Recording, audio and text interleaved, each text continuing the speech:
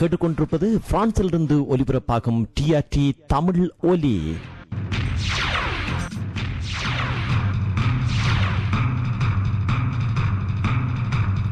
தேசம் கடந்தாலும் வீசும் காற்றிலே உங்கள் உணர்வுகளுடன் கலந்து கொள்ளுகின்றோம். இது டிஆர்டி தமிழ் ஒலி.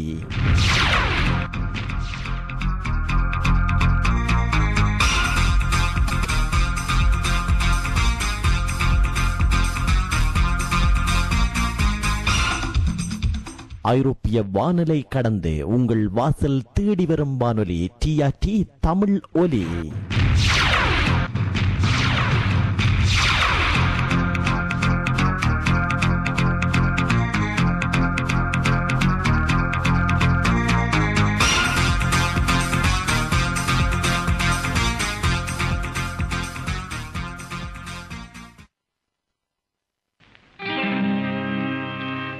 கண்டதை சொல்லுகிறேன், உங்கள் கதையை சொல்லுகிறேன்.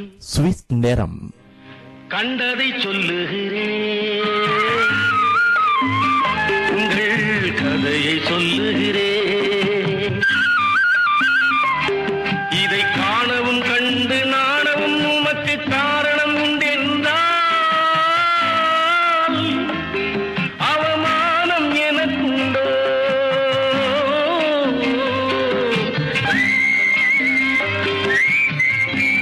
சுவிஸ் நேரத்தில் உங்களுடன் நாங்கள்.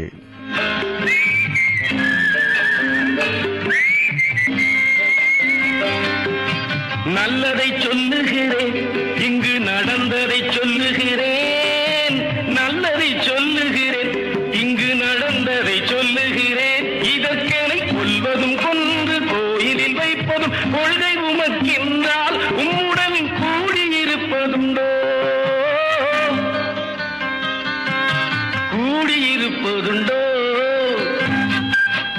தினமும் இந்த நேரம் மேலும் உங்களுடன் நாங்கள் நெருங்கி வரும் நேரம் இது. நேர்களை வாரலைகளில் நீங்கள் உரையாடும் போது தனிநபர்களை விமர்சிக்காது, நிகழ்ச்சியின் போக்கை மாற்றாது கலந்து கொள்வீர்கள் என்ற நம்பிக்கையில் நாம் இருக்கிறோம்.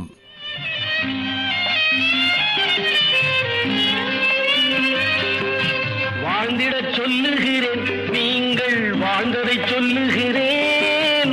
வாழ்ந்திடச் சொல்லுகிறேன், நீங்கள் வாழ்ந்ததை சொல்லுகிறேன். இங்கு தாழ்வதும் தாழ்ந்து வீழ்வதும் உமக்கு தலையெழுத்தென்றால் உம்மை தாங்கிட நாதி உண்டோ? தாங்கிட நாதி உண்டோ? தனிநபர் பற்றி விமர்சனங்கள் அல்லது பிடிக்காத ஒவ்வாத விடயங்கள் உங்களுக்கு இருக்குமானால் எங்களுக்கு எழுதி அனுப்புங்கள். வானொலிகளில் இனிவரும் காலங்களில் இவ்வாறான விமர்சனங்களை நாங்கள் இந்த இரவு நேர நிகழ்ச்சியில் அனுமதிக்க மாட்டோம் என்பதை உங்களுக்கு தயவுடன் தெரிவித்துக் கொள்ளுகின்றோம். உங்களை கும்பிட்டு சொல்லுகிறேன், என்னை நம்பவும் நம்பி அன்பினில் போயவும் நம்பிக்கை இல்லை என்றால் எனக்கு ஒரு நம்பிடி நஷ்டம் உண்டோ? ஒரு தம்பிடி நஷ்டம் உண்டோ? கண்டதை சொல்லுகிறேன், உங்கள் கதையை சொல்லுகிறேன். இதை காணவும் கண்டு நாணவும் உமக்கு காரணம் உண்டென்றால் அவமானம் எனக்கு உண்டோ?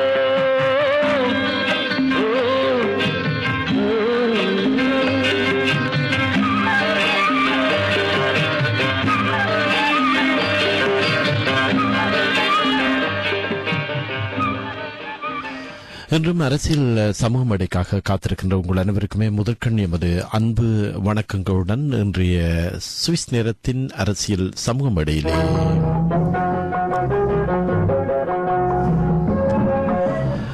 ஐரோப்பிய ஒன்றியம் மீண்டும் விடுதலை புலிகள் மீதான தடையை கொண்டு வந்திருக்கிறது.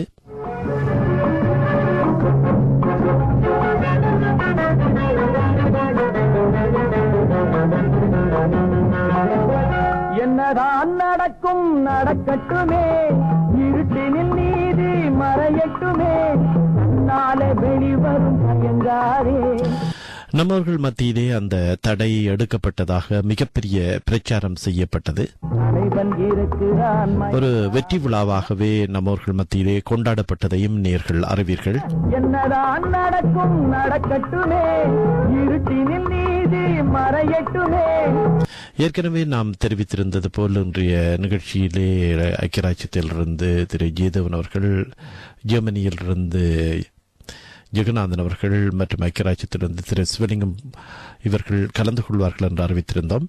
முதலிலே தொடர்நமையா அவர்கள் தனது கட்டுரை ஒன்றிலே இது தொடர்பாக தனது எண்ணங்களை பதிவு செய்திருக்கின்றார். இது தொடர்பான அவரது கட்டுரை இலங்கையிலே கொழும்பிலிருந்து வெளிவருகின்ற ஒரு பத்திரிகைக்காக அவர் எழுதிய அந்த கட்டுரையை தருகின்றோம். ஐரோப்பிய ஒன்றியம் தமிழீழ விடுதலை புலிகள் மீதான தடையை நீடித்திருக்கிறது என்ற அறிவிப்பு வெளியானவுடன் அதனை தமக்கு சாதகமாக பயன்படுத்திக் கொள்ள ரணில் விக்ரமசிங்கே தலைமையிலான அரசு மட்டத்தில் உள்ள சிலர் முயன்று வருகின்றார்கள்.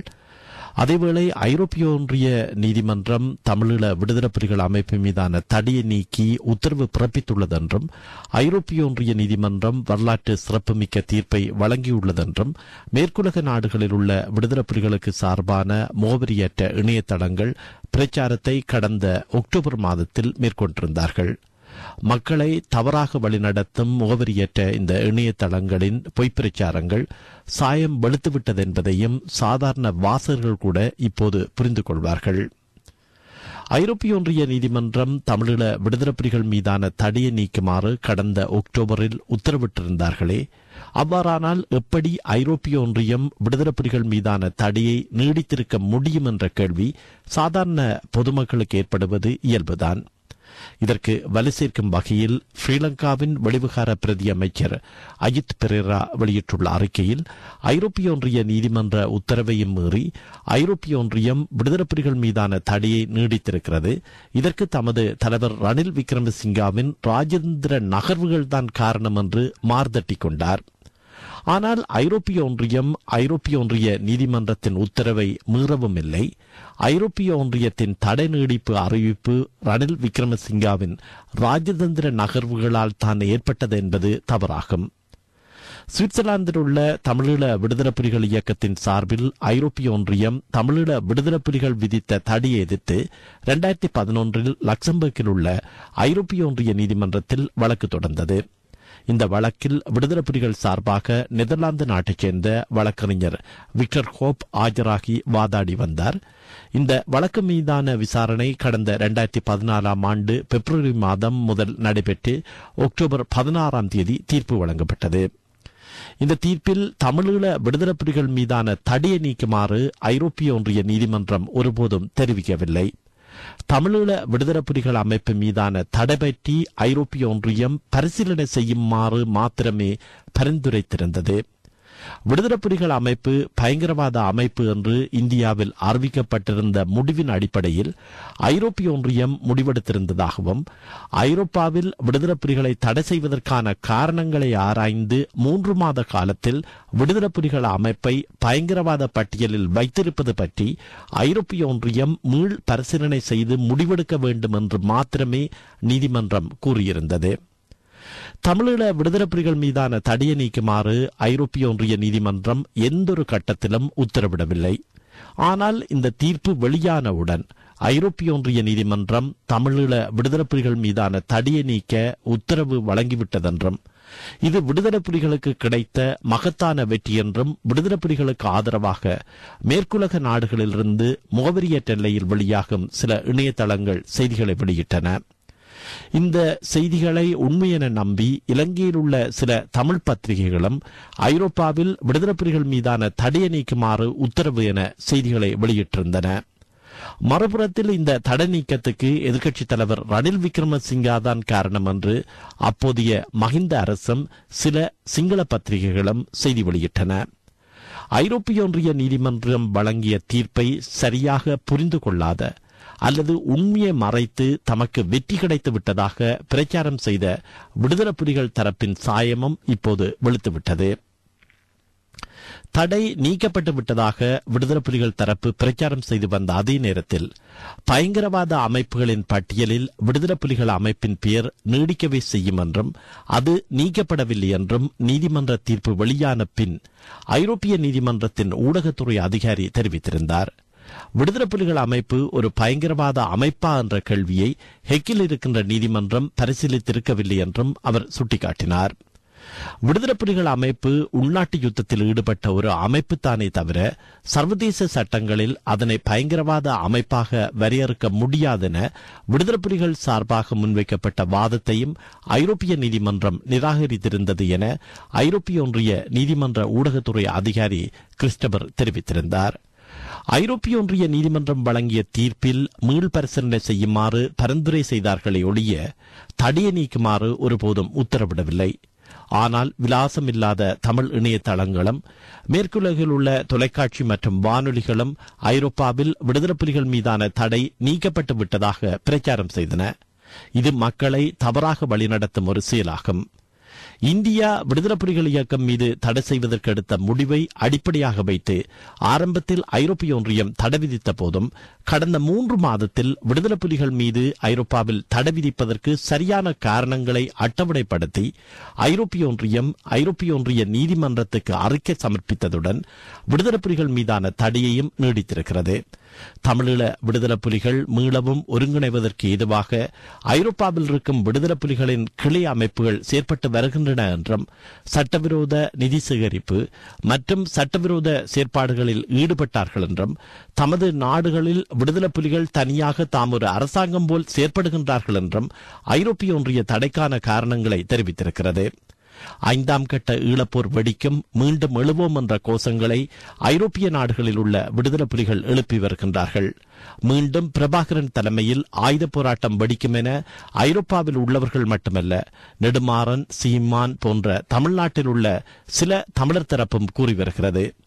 இதுவும் ஐரோப்பிய ஒன்றியம் தடையை நீடிப்பதற்கு காரணமாக அமைந்திருக்கிறது. ஐரோப்பாவிலும் தமிழ்நாட்டிலும் உள்ள சிலரின் செயற்பாடுகள் ஐரோப்பிய ஒன்றியத்தின் தடை நீடிப்புக்கான காரணமாக மட்டுமன்றி ஸ்ரீலங்கா அரசாங்கம் சிங்கள மக்கள் மத்தியில் தனது செல்வாக்கை அதிகரிப்பதற்கு காரணமாக அமைந்திருக்கிறது. விடுதலை புலிகள் இயக்க போராளிகள் மீளவும் ஒருங்கிணைந்து இன்னொரு போருக்கு திட்டமிடக்கூடும் என்றும் இதனால் தான் ஐரோப்பிய ஒன்றியத்துக்கு அழுத்தம் கொடுத்து விடுதலை புலிகள் மீதான தடையை நீடித்திருப்பதாகவும் விடுதலை புலிகள் இயக்கத்தை மீண்டும் கருப்பு பட்டியலில் சேர்க்க ஐரோப்பிய ஒன்றியத்துக்கு தமது அரசாங்கம் அழுத்தம் கொடுத்ததாக ஸ்ரீலங்காவின் பிரதி வெளிவிகார அமைச்சர் அஜித் பெரேரா தெரிவிக்கிறார்.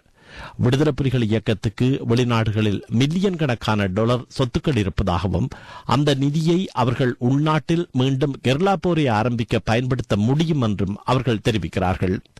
ஸ்ரீலங்கா அரசாங்கத்தின் கதையை கேட்டு ஐரோப்பிய ஒன்றியம் விடுதலை புலிகள் மீதான தடையை நீடித்திருக்கிறது என்ற அமைச்சர் அஜித் பெரேராவின் கூற்றை சிங்கள மக்கள் நம்பலாம்.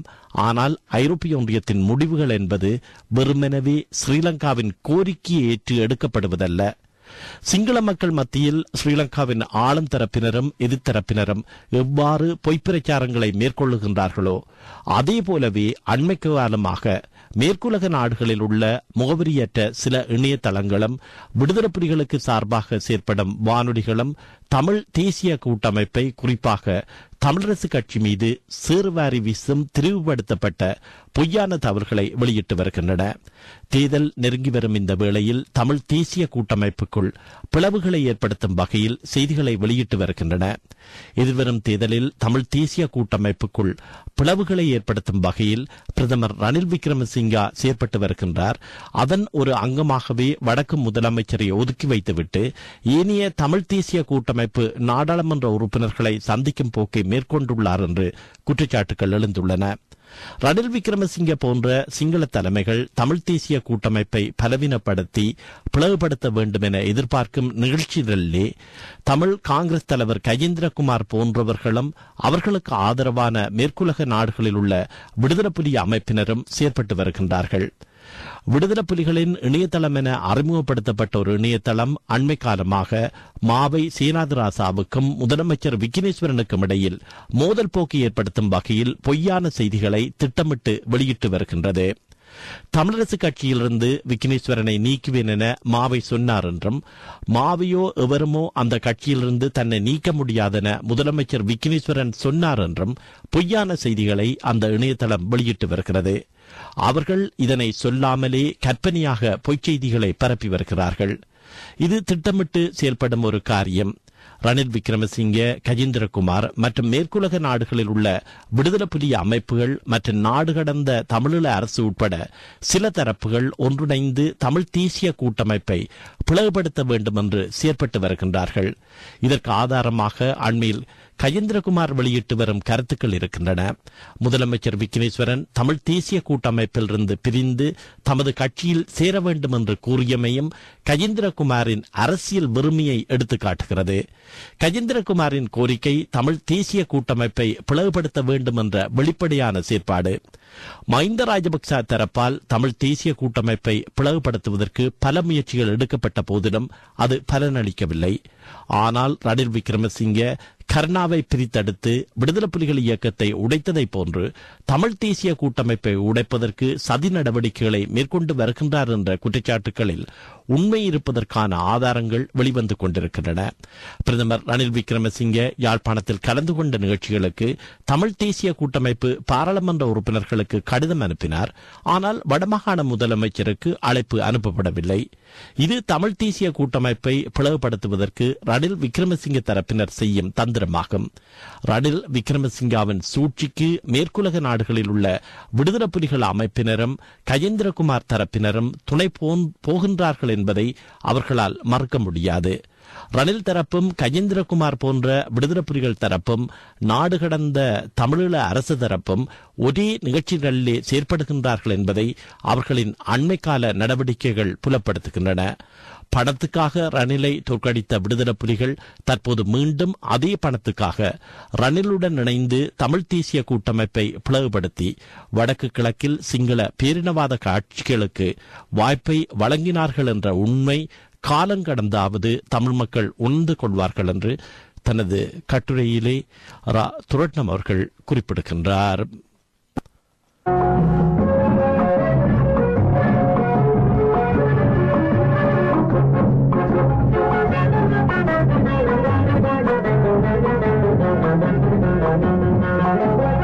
என்னதான் நடக்கும் நடக்கட்டுமே, இருட்டினில் நீதி மறையட்டுமே. தொடர்ந்து விடுதலை புலிகள் மீதான மீண்டும் கொண்டுவரப்பட்டிருக்கின்ற தடை தொடர்பாக இங்கே திரு ஜேதவன் அவர்கள் இணைந்திருக்கின்றார். வணக்கம் திரு ஜேதவன் அவர்கள். வணக்கம் தர்ஷன். சரி, அண்மையிலே இந்த மீண்டும் கொண்டு வந்திருக்கின்ற இந்த தடை தொடர்பாக சட்ட ரீதியான விளக்கங்களை நேயர்களோடு பகிர்ந்து கொள்வீர்கள் என்று நம்புகின்றோம். ஆமாம், இது விடயமாக சில ஆராய்ச்சிகளை செய்த பொழுது கடந்த 26 மார்ச் மாதம், அதாவது இந்த மாதம் யூரோப்பியன் யூனியன் இந்த தடையை கொண்டு வந்துள்ளது. பல தனிநபர்களுக்கு எதிராகவும் பயங்கரவாத அமைப்புகளுக்கு எதிராகவும் அந்த கவுன்சில் ஒரு டிசிஷன் 2015 அந்த ஆவணத்தின் இலக்கம் 521 அதன்படி 7 கிட்டத்தட்ட 10 தனிப்பட்ட தனிநபர்கள் எல்லாம் அந்த இஸ்லாமிய தீவிரவாதிகளையும் மற்றது கிட்டத்தட்ட 23 அமைப்புகளையும் அவர்கள் தடை செய்துள்ளார்கள். அதிலே 15வது அமைப்பாக விடுதலை புலிகளின் அமைப்பு தடை செய்யப்பட்டுள்ளது. அதுக்குரிய அந்த சட்டப்படியான ஆவணம் பத்திரிகையிலே வெளிவந்துள்ளன. அதன்படி விடுதலை புலிகள் தொடர்ந்தும் தடை செய்யப்பட்டுள்ளது.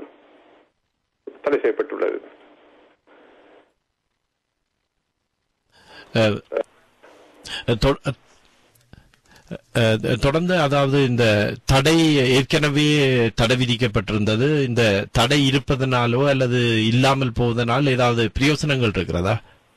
உண்மையிலே விடுதலை புலிகள் இதால் பிரச்சனை ஒரு ஏதாவது நமக்கு சிக்கல் இருக்கும் என்று பார்த்தீர்களா?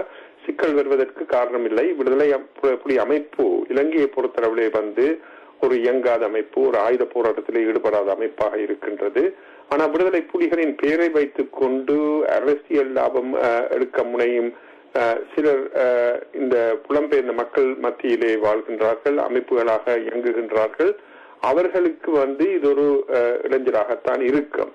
ஆனால் இந்த தடையின் மூலம் எவ்வளவு தூரம் தமிழர்கள் பாதிக்கப்படுவார்கள் என்றால், தமிழர்கள் பாதிக்கப்படுவதற்குரிய காரணம் இல்லை. இதனால் விடுதலை புலிகள் என்ற அமைப்பும் இல்லை. இதனால் யார் பாதிக்கப்பட போறார் என்றால், ஆனால் ஒன்று நடக்கும் என்னென்றால், இதை வைத்துக் கொண்டு ஒரு நேரத்திலே இந்த சமாதான பேச்சுகள் நடந்து கொண்டிருக்கும் பொழுது வெளிநாடுகளே புலிகொடிகளை பிடித்துக் கொண்டோ புலியின் ஆதாரங்களை வைத்துக் கொண்டு ஆர்ப்பாட்டங்கள் கூக்குரல்களுக்கு எதிரான சில நடவடிக்கை எடுப்பதற்கு இந்த தடை சட்டமானது வழிவகுக்கும் என்று நினைக்கின்றேன். ஆகவே அந்த கூக்குரல் போடுபவர்களும் இந்த பிரச்சனையை தொடர்ந்து பல விதத்திலே இந்த கட்டுரையில் நீங்க வாசித்தீர்கள், துறை நடத்தின் கட்டுரையை வாசித்தீர்கள். ஒரு நிதானமாக எழுதப்பட்ட அந்த கட்டுரையிலே விரிவாக அவர் எழுதியுள்ளார். இதிலே அந்த ஒரு குறிப்பிட்ட அமைப்புகளும் குறிப்பிட்ட நபர்களும் செய்யும் இந்த சிக்கலான விடயங்களால் சில பிரச்சனைகள் எதிர்காலத்தில் உருவாகலாம். அதுவும் இலங்கையிலே ஒரு நிரந்தர தீவு வருவதற்கான சாத்திய கூறுகள் இருக்கும். இவ்வேளையிலே இந்த இப்ப வரப்போகும் பொது தேர்தலை அடுத்து எவ்வாறு அரசாங்கம் அமைய போகிறதோ தெரியாது. அந்த அரசாங்கம் ஒரு நல்ல அரசாங்கம் அமைந்து இந்த தமிழக பிரச்சனையை தீர்ப்பதற்கான ஒரு முயற்சிகள் எடுக்கப்படும் போது இப்படியான அமைப்புகள் இருந்து தொடர்ந்தும் தொல்லைகளை தருவதை உலக நாடுகள் பார்த்து கொண்டிருக்க போவதில்லை. நீங்கள் பார்த்திருப்பீர்கள் கடந்த ஆட்சி காலத்திலே, அதாவது மஹிந்த ராஜபக்சவின் ஆட்சி காலத்திலே மஹிந்த ராஜபக்ச லண்டனில் வந்த போது கொடுத்த பிரச்சனையை உலக நாடுகள் வரவேற்றுக் கொண்டிருந்தாலும் பிரித்தானியா எல்லாம் வரவேற்றது. ஆனால் இம்முறை மைத்ரிபால சிறிசேன வந்த பொழுது ஆட்சிக்கு ஒரு குறைந்த காலத்திலே லண்டனுக்கு வந்த போது அதுக்கு எதிரான நடந்த ஒரு ஆர்ப்பாட்டம் அதாவது பிரித்தானியா அரசாங்கத்தை பொறுத்தளவிலே வரவேற்கும் விடயமாக இல்லை. ஆனால் ஒரு ஜனநாயக நீரோட்டம் என்ற அடிப்படையிலே அவர்கள் அதை கொஞ்சம் விட்டு கொடுத்தார்கள். ஆனா எதிர்காலத்திலே இப்படியான முயற்சிகள் ஒரு அரசியல் லாபம் இல்லாத ஒரு எதிர்ப்புகளும் அற்ப காரியங்களும் தொடர்ந்தும் நடக்கும் என்றால் அதால் வரக்கூடிய விளைவுகள் பாரதூரமாக இருக்கும். ஆனால் என்ன நடக்க போகின்றது என்றால், இலங்கையில் எவ்வாறு இந்த சூழ்நிலை மாறப்போகின்றது, எந்த வடிவத்திலே மாறப்போகின்றது என்பது ஒரு கேள்விக்குறியாக இருக்கின்றது. ஏனென்றால் மைத்ரிபால சிறிசேன பிரசிடண்டாக வந்த பிற்பாடு இந்த 100 நாள் திட்டத்தின் கீழ் சில நடவடிக்கைகள் எடுக்கின்றார். அதில் குறிப்பாக பார்த்தீர்கள் என்றால் 19வது அமெண்ட்மெண்ட் இன்று தீர்ப்பு வந்திருக்கின்றது. அந்த தீர்ப்பின்படி அந்த தீர்ப்பிலே சில சரத்துகள்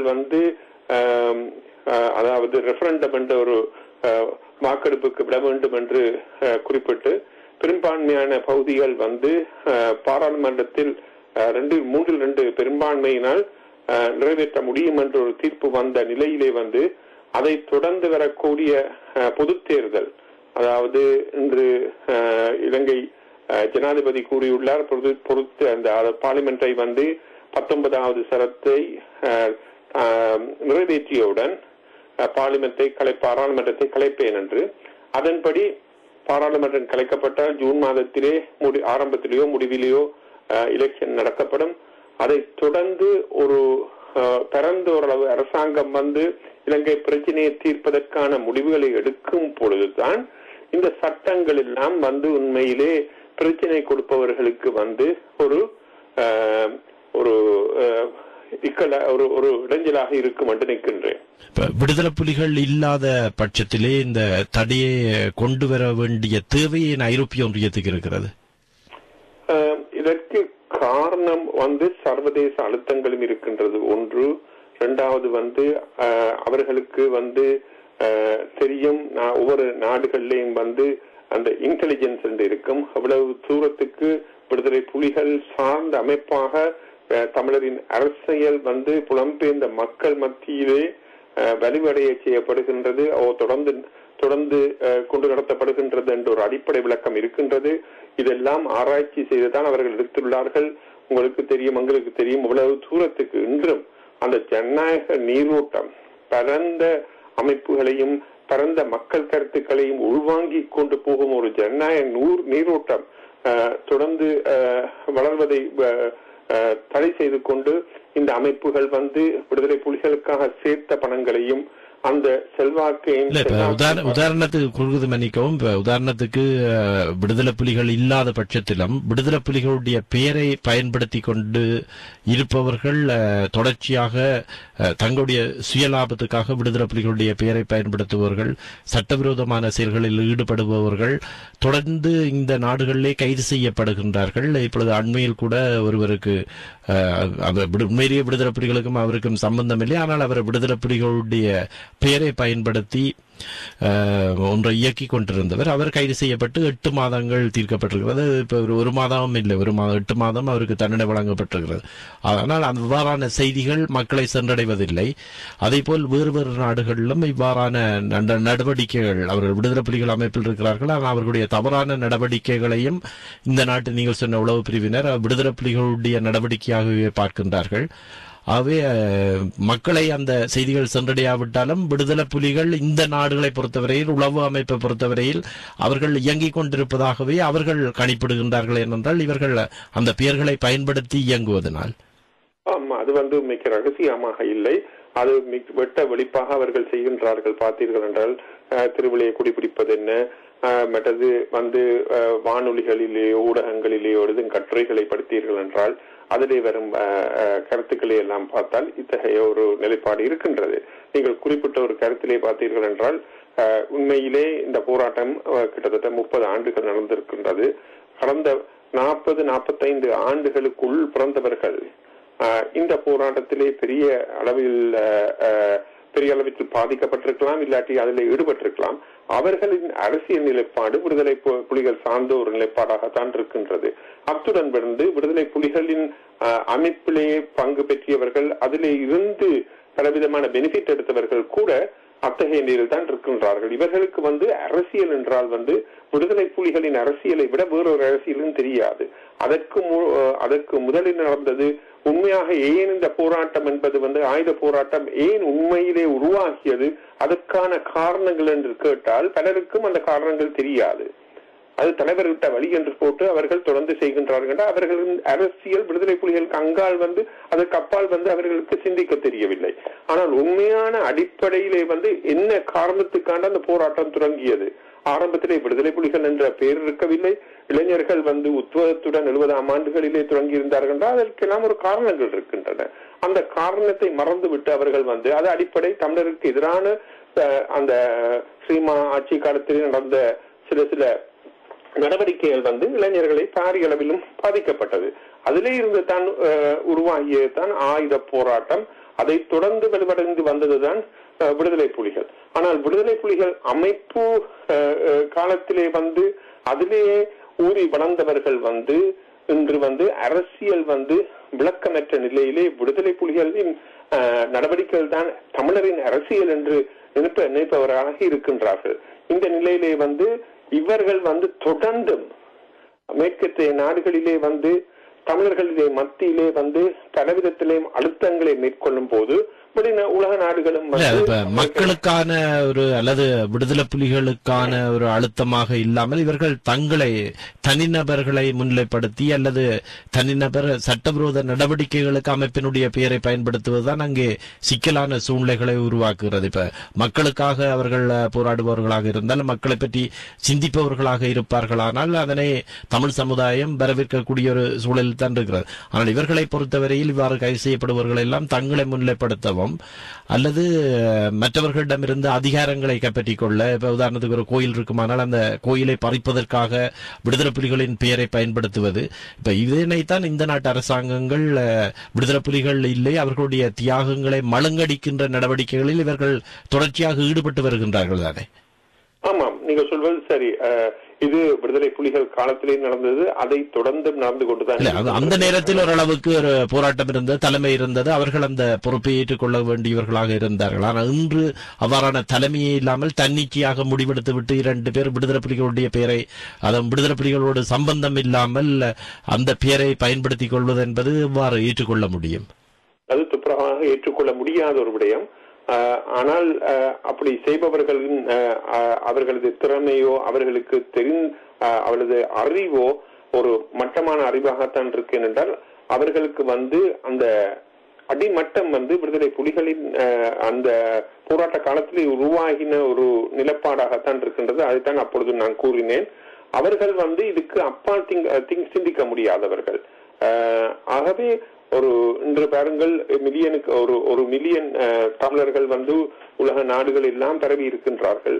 இந்த 1 மில்லியன் மக்களிலே 1 மில்லியனுக்கு மேலாக அந்த மக்களிலே உண்மையான கருத்துக்கள் என்பதை பயிர்வதற்கு முடியாமல் இருக்கின்றது. ஏனென்றால் விடுதலை புலிகள் அமைப்பு தோல்வியடைந்து போன பின்பு அதன் பக்க பலமாக இருந்த அதன் அமைப்புகள் இன்று தொடர்ந்து முன்னணியிலே நின்று தமிழரின் அரசியலை நடத்த பார்க்கின்றது. அதை செய்வதற்கு அவர்களுக்கு பொருளாதார அவர்களுக்கு விடுதலை புலிகளின் சொத்துகள் இருக்கின்றன. அந்த சொத்துக்களை நாம் பாவித்து தொடர்ந்து அத்தகைய ஒரு அரசியலை தான் அவர்கள் கொண்டு போகின்றார்கள். நாட்டிலே பாருங்கள், அங்கு மக்கள் ஒரு ஜனநாயக உயரத்திலே வாக்களிக்கின்றார்கள்.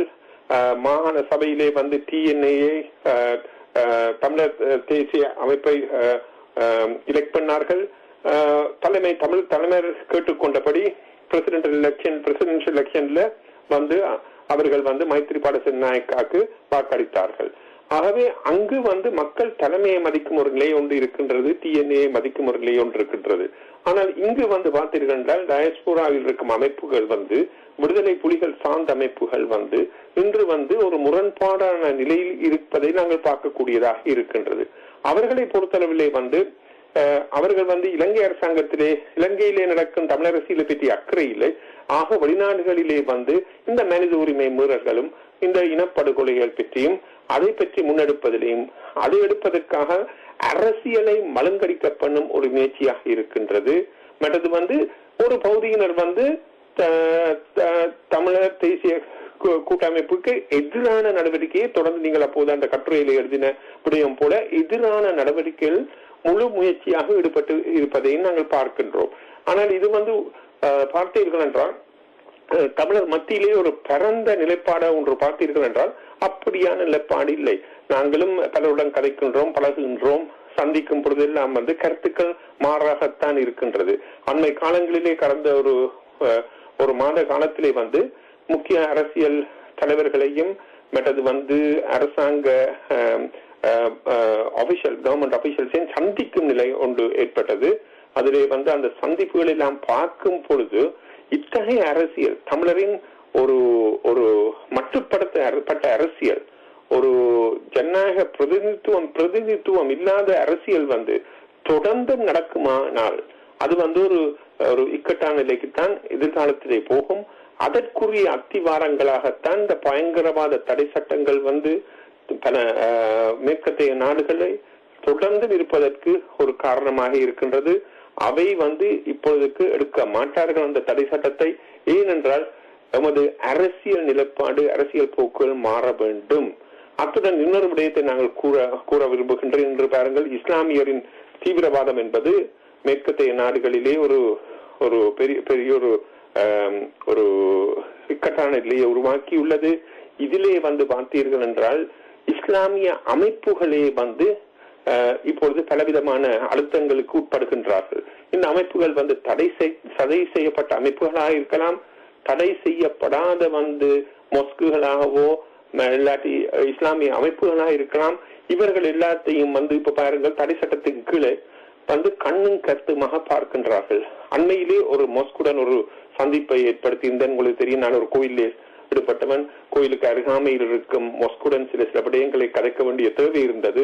அது தொடர்பாக நானும் வெள்ளையரும் போய் சந்தித்து கதைக்கும் பொழுது அவர்கள் மிகவும் விரக்தி அடைந்த நிலையில் இருக்கின்றார்கள். என்றால் அந்த முனைப்புகள் தீவிரவாதத்தின் காரணமாக இந்த நாடுகளில் இருக்கும் புலனாய்வு துறையும் இந்த அதாவது பாதுகாப்பு துறையும் மிகவுமான பாரதூரமான அழுத்தங்களை செய்து கொண்டிருக்கின்றார்கள். இந்த அழுத்தம் அவர்களை இன்னும் தீவிரமாக செய்ய போகின்றதோ அல்லது அவர்களும் முடங்கித்தான் போயிருக்கின்றார். அவர்கள் கதைக்கும் பொழுது இந்த தீவிரவாதிகளால் தாங்கள் பாதிக்கப்படுகின்றோம் என்ற நிலைப்பாடும் சொல்லுகின்ற அளவுக்கு அவர்கள் வந்துள்ளார்கள் என்று பார்த்தீர்கள் என்றால் இந்த நிலை எங்களுக்கு வரக்கூடாது. தமிழருக்கு இந்த நிலை வரக்கூடாது. நாங்கள் இன்று இஸ்லாமிய ஒரு பள்ளிவாசல் பக்கத்திலேயே தமிழ் கோயிலை இந்து கோயிலை வைத்திருக்கின்றோம். அந்த கோயிலை இதுவரைக்கும் போலீசார் எங்களுக்கு ஒரு விதமான உபத்திரவம் தருவதில்லை. மக்கள் கும்பிடுகின்றார்கள், போகின்றார்கள். நாங்களும் இந்த இயல்பான சூழலிலே இந்த நாட்டிலே இருந்து பலவித முயற்சிகளை முன்னெடுத்துக் கொண்டிருக்கின்றோம்.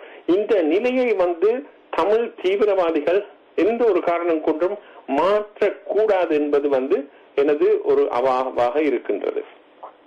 அந்த தடை தொடர்பாக சில விளக்கங்களையும் எதிர்பார்க்கின்றோம். அதாவது குறிப்பாக பிரான்ஸை எடுத்துக்கொண்டால் ஒரு தனிநபரோ அல்லது ஒரு நிறுவனமோ வருமான வரி அவர்களுடைய வருமான வரி கணக்குகளை ஒரு 3 வருடங்கள் மாத்திரம்தான் பார்க்கலாம். அதற்கு மேல் காலாவதியாகிவிட்டால் பார்க்க முடியாது.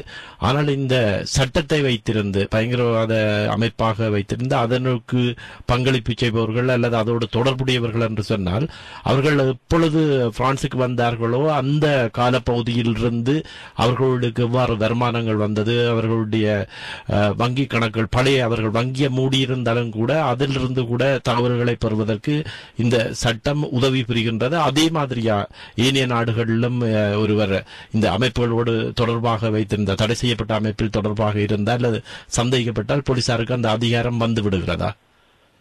ஆமாம், பிரித்தானியாவை எடுத்துக்கொண்டீர்கள் என்றால் இங்கு பலவிதமான நடைமுறைகள் இருக்கின்றது. அதாவது இப்ப ஒரு டாக்ஸ் சம்பந்தமான விடயம் என்றால் 7 வருடங்களுக்கு நாங்கள் இங்கு ரெக்கார்ட்ஸை வைத்திருக்க வேண்டி இருக்கின்றது. ஆனால் விஏடி ஒரு விடயம் என்று பார்த்தீர்கள் என்றால் ஒரு தவறுகளையும் தவறாக நீங்கள் உங்களை விஏடி ரிட்டர்னை செய்து சில டாக்ஸுகள் பே பண்ணாம இருந்தால் அது 2 வருட காலத்தில் அது அறிவிக்கப்படாவிட்டாலோ அவர்களுக்கு டாக்ஸ் ஆபீஸுக்கு தெரியப்படாவிட்டாலோ அந்த டாக்ஸ் ஒரு பிரச்சனை இல்லாம இருக்கின்றது. இது ஒரு இங்கு 2 வருடங்கள் விஏடியை பொறுத்தளவுல. ஆனால் இங்கிலாந்து ரெவன்யூல டாக்ஸ் ரிட்டர்ன் வருடாந்த டாக்ஸ் ரிட்டர்ன் செய்யும் அதுக்குரிய ஆதாரமான டாக்குமெண்ட்ஸ் எல்லாம் 7 வருடங்களுக்கு வைக்க வேண்டிய தேவை இருக்கின்றது.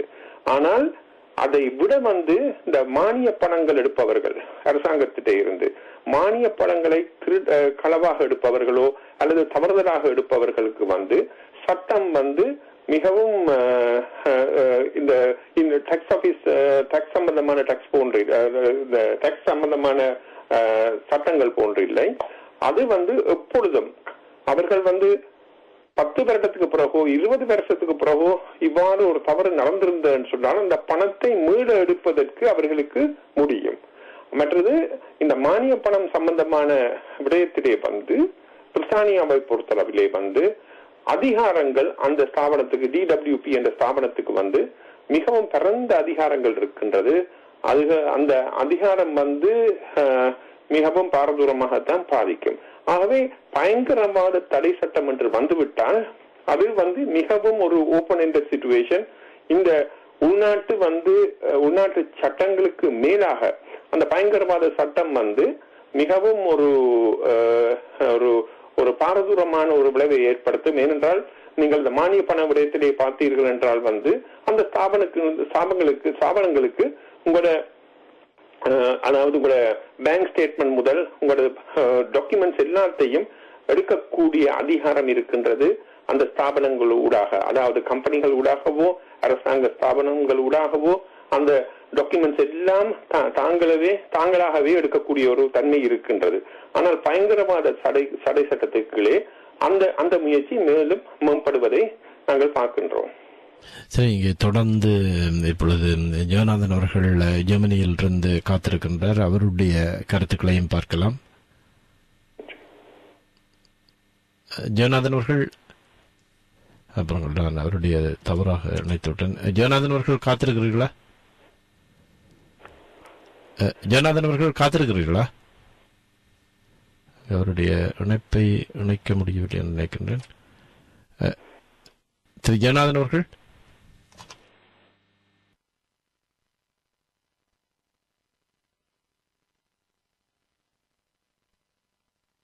அவர் ஒரு முறை வந்திருந்தார். நாங்கள் இருவரும் பங்களித்தோம் ஒரு இந்த டிஆர்பி.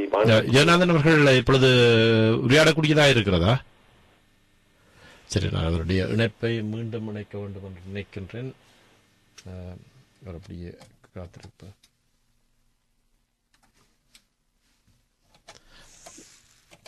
ஜெகநாதன் அவர்கள் இப்பொழுது உரையாடக்கூடிய இருக்கிறதா?